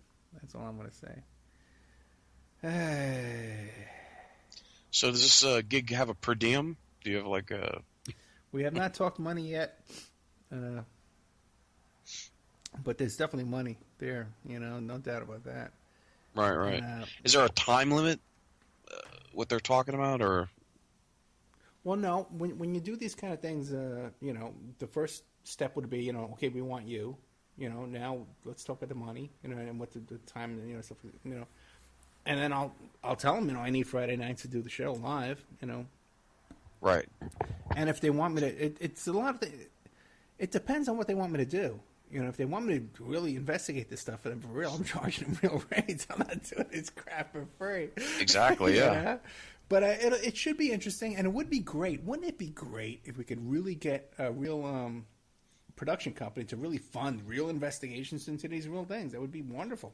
Well, what happened to the what was that thing? Not GoFundMe. Was it the GoFundMe? Not the GoFundMe. Yeah, the Truth Funders. Yeah, Truth Funders. Yeah. What happened to that guy? You know what? We didn't get any donations for Truth Funders at all, and so that's where that thing pretty much fizzled out. I don't think we made any money on that at all, which is a shame. Even with that, it's hard to get that kind of thing going without putting out a press release and doing a press conference and really doing it and really promoting it right, And we're just so busy with so much nonsense and so much opposition that if people had any idea, if people could watch behind the scenes and just see, just to book a guy like Nick Bryant. And, right. We're supposed to have Henry Vincent on to come on tonight, too. And then he was nervous and upset and he didn't want to come on. And just booking people. And people say, oh, how do you book these guests? It's a full-time job booking these guests. And we have a full-time team. We have Ann, we have Keith Davis and Christoph working on stuff. And even Mike Gray, man, helps out today. We had to call him up this afternoon to help me with some stuff. Believe it or not, even Mike Gray, who's always there when we need him, for support and stuff like that. So we got a great team. We're looking to get information out to you, and we're really trying as hard as we can. And it would just be so nice if we didn't have to face opposition from people for whatever reasons. Try and sabotage us and ruin what we're doing and right. Fight us and put up obstacles all the time. We definitely have to do a show about, ever since I've come into this whole alternative media community and all this kind of crap, and all the craziness behind the scenes, people would have no idea how, right before we're about to do a show, we'll have someone calling us up trying to sabotage the show. Before I did the Thomas Sheridan show, we had someone calling up, heckling us, We've had, before we did another show with Mike Blue Hair, people calling up Keith Davis, heckling him, trying to distract us and sabotage us. Chat rooms that don't even, banned from chat rooms on my own show. We can't even go in a chat room, Then other stations complain about, oh, you never come into the chat room. Well, what? Give me a break. Well, how could you be in a chat room and do the show at the same time? It's like... You know what? A lot of hosts, man, you'd be surprised. They just sit there staring at the chat room all night. That's all they really do. And the whole show's about this 8 people in the chat room, Listen, who knows, man? Who knows, Mike Gray? As far as sponsor goes, your show needs a sponsor that's targeted for, like, who could we find? Who could we kind of call or get that has to do with investigations? I've tried that. I went to colleges that teach criminal justice courses, and I can't get through it. It's a full-time job, man, trying to find who to contact and talk to. You get nothing. You get nowhere. What we really need is right now, the stage where we're at right now, we need, and I got some good core people that really see what we're doing, that are trying to support and trying to help. But we need all these people who email me from Ireland and Scotland and the UK saying, "Oh, a jolly good show." Okay, you guys. But let me ask you, how many people do you think actually listen to the show? I know there's a lot of people. I can tell you, 100,000. Oh, easily 100,000. Okay. And well, imagine if each person gave $1, one measly stinking dollar. Well, let me stop you right there because I had a guy give me $1 and PayPal took 60 cents out of it. Oh wait, okay, $2. Yeah. Yeah. So if you're gonna send $1, send $2. But listen. Yeah. $2. Two measly stinking dollars. No, but even people who send $1, let me tell you this, man. It's encouraging, to get a yeah, buck. right. It for my. It's like, hey, we're with you, Ed. We're with you, man. Right. Keep it up. So for that, for emotionally and mentally and psychologically, for me, that's Right. great. But I don't want to see PayPal. PayPal's no friend of ours, guys. Okay, PayPal's run by Elon Musk. I can't even talk about it because they'll shut off my PayPal account. Like they did Yeah, last yeah. time. No, let's not do that. But it's all run by the same guys who have a cut. They take a cut of every credit card transaction. It's like $90 billion a year, man. It's a huge business, which is a whole other topic, which got me in trouble once before. I don't want to go down that road again because I got enough headaches in my life. You don't mess with the banks, man. Let me tell you, or Let me tell you something, man. They know my voice. Okay. Hi, this is Ed Opperman. No, it's not. I know Ed Opperman's voice. Who are you? What? What do you mean you know my voice? How do you know my voice? And that's what my life is like, man. So guys, if you're listening to the show, especially if you're listening tonight, we just basically blew an hour just talking back and forth, guys. If you see what we're trying to do here, please support, man. Please help us out. Let's all fight this fight together. It's great if we can get what you know what. I'm going to do a TV show. I'm going to put back into this, okay? Because just like John Gotti said, 10 years from now, I'm either going to be in prison or I'm going to be dead. Just like Reverend Pinckney, okay? And that's where we are right now, guys, okay? So if we're not going to get help from them, there's no big angel going to come down and help us out with what we're trying to do here. We need ground roots support to fight this fight. And support people like Nick Bryant, okay? And support people like Jim Rothstein and David Schroeder, we have coming on. And all the people that are bringing information on here, which is no joke, man. We're fighting people like Jeffrey Epstein, a billionaire, And so we're just asking for a couple of buck donations, man, to keep this stuff going and to fight back. That I could focus on this stuff, on investigating stuff, rather than focus on all the bull crap around us. And there's still a lot of stuff in my own life that I could talk about and share with you guys that I'd like to get out there. And hopefully we can get more into that too. Because what I'm doing now is almost every single day, I'm recording interviews and we're stockpiling content that we're just going to unleash in the future. And that's the plan right now, just to get as much stuff as we can in the can. And launch it in the future on some other kind of platform that we have more control over, that I don't have to look around and watch on my back while we're producing a show and all kinds of crap that goes on. You have no idea. But I would like to thank JP again one more time for all his help in helping us set up the Sam broadcaster, and all the time, even tonight while he was broadcasting live on Revolution Radio, he's filling in with Sean David Morton, filling in for Sean David Morton. And I contacted him while he's live on the air and said, "Hey man, can you help me out during the break?" He took his 5-minute break, man. So his own radio station is called everbeyondradio.com. And you can go there and check out his show archives, and he has awesome meditation products, shungite crystal devices, and also come for a soul ray reading, find your purpose, and help JP get you there. Journeys with JP, Revolution Radio, 8 p.m. Eastern Time, Mondays on Studio B. So I really want to thank JP, man, for coming to my aid tonight and helping me. get all the stuff set up. I want to thank Mike Gray, too, from InfinityHomeplans.com. Great guy.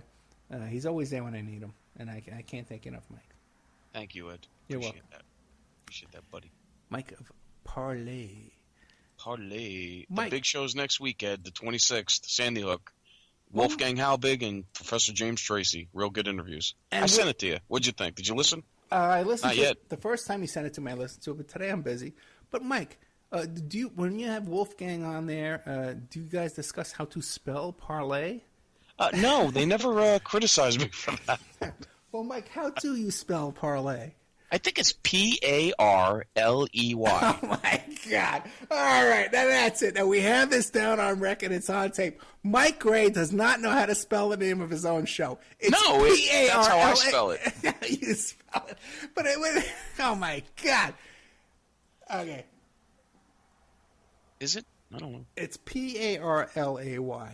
Oh, it is? Yes. Oh, I'm screwed. All right. Okay, right. So you don't know what it means. You don't know how to spell it. Okay, now Mike. Listen, I don't know what to say at this point. I love you, Mike, but I don't think you can call in anymore. Okay. No, it's Parley. That's how it's spelled. Have you Googled it?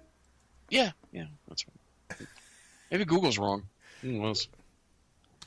Parley. If I'm wrong, I'll eat my hat. Oh, there is a word. Oh my! You're right, man. I've been Googling parlay, Parlay. So you're right. There is a word named parlay, And it's a discussion in terms. and it's called parlay. You're right. Yeah, thank you. Mike Gray, I have to apologize to you. What I'm Finally, I get an apology from Ed Opperman. Now, let me tell you something. Okay, when I'm wrong, I'll admit it. All right. Yeah, that's- right. Where's Victoria? Oh, Vic's, she's having a pool party tomorrow, so she's getting So things. what's this? You're cleaning your carpets, or? Yeah, carpets, cleaning. I the used to house. clean carpets for a living. Did you really? For 3 or 4 months for my stepfather. Yeah, I did it. Do you know that I made some? We only got a couple of minutes left, but do you know that I made homemade carpet shampoo? How'd you do that? Yeah, with either Windex or Tide or some kind of laundry A detergent. little bit of Tide. Yep, I got the Yep. formula right here. It works very, very good. Yep. You did that too? Yeah, sure. We made our own. See that, man? You take a little, any laundry detergent, you just put it in the water, and yeah, that's it. Well, there's another. That's a special formula. And then they had an enzyme spray that you could spray on the carpet for, and that would loosen up the dirt before, yeah. Okay, the formula that I looked up online, and it's so freaking cheap, it's not even funny. It's like a tablespoon or 2 tablespoons of Tide, and then you go to the dollar store and you buy that awesome cleaner. It's $1 for that. Use a 1/4 cup of that, and then some OxyClean. Again, dollar store, $1. You use a little Right, yeah. 1 scoop of that, and the rest is water. And you can add Downy fabric softener too, and make the house smell great. And I tell you, the carpets look great, and so I'm very excited about this. And I'm looking forward to next week's show when I'm going to do my windows. And I'm going to talk about my windows next week. And Wow. then the toilets for my grand finale show. And then after that, I'm leaving the country. Okay. And I'm never coming back. Listen, guys, we had a lot of big shows coming up. Down to the last couple of minutes, we're going to say goodnight to the Awake Radio Network and 1800s and Shizaz and all these guys. And to Wolf Spirit Radio from good old JP. Next week coming up is either the Princess Di show or the Dean Henderson show about Hugo Chavez. Got a lot of big shows coming up, man. And Neil Sanders about mind control. And, oh boy, all kinds of stuff. And we got to be careful about mentioning too many shows because a lot of the hosts start stealing our. Yeah. Neil Sanders, Dean, what was his name? Dean what? Dean Henderson. How do I get a hold of him? You can't. Because the first thing I do when I book these guests is I tell them if anyone calls from Parlay to let me know immediately so we can shut you down. All right, guys. Okay. Good night. We love you all. I'm going to drop all you guys off the server here. You have to be on your own after this because I'm hanging up. So if you're All over there right. in the Awake handoff room, be sure to pick this up because I'm about to hang up. Let me see. How do I do this? First time I've ever done this tonight. Good night. I love you all. Good night.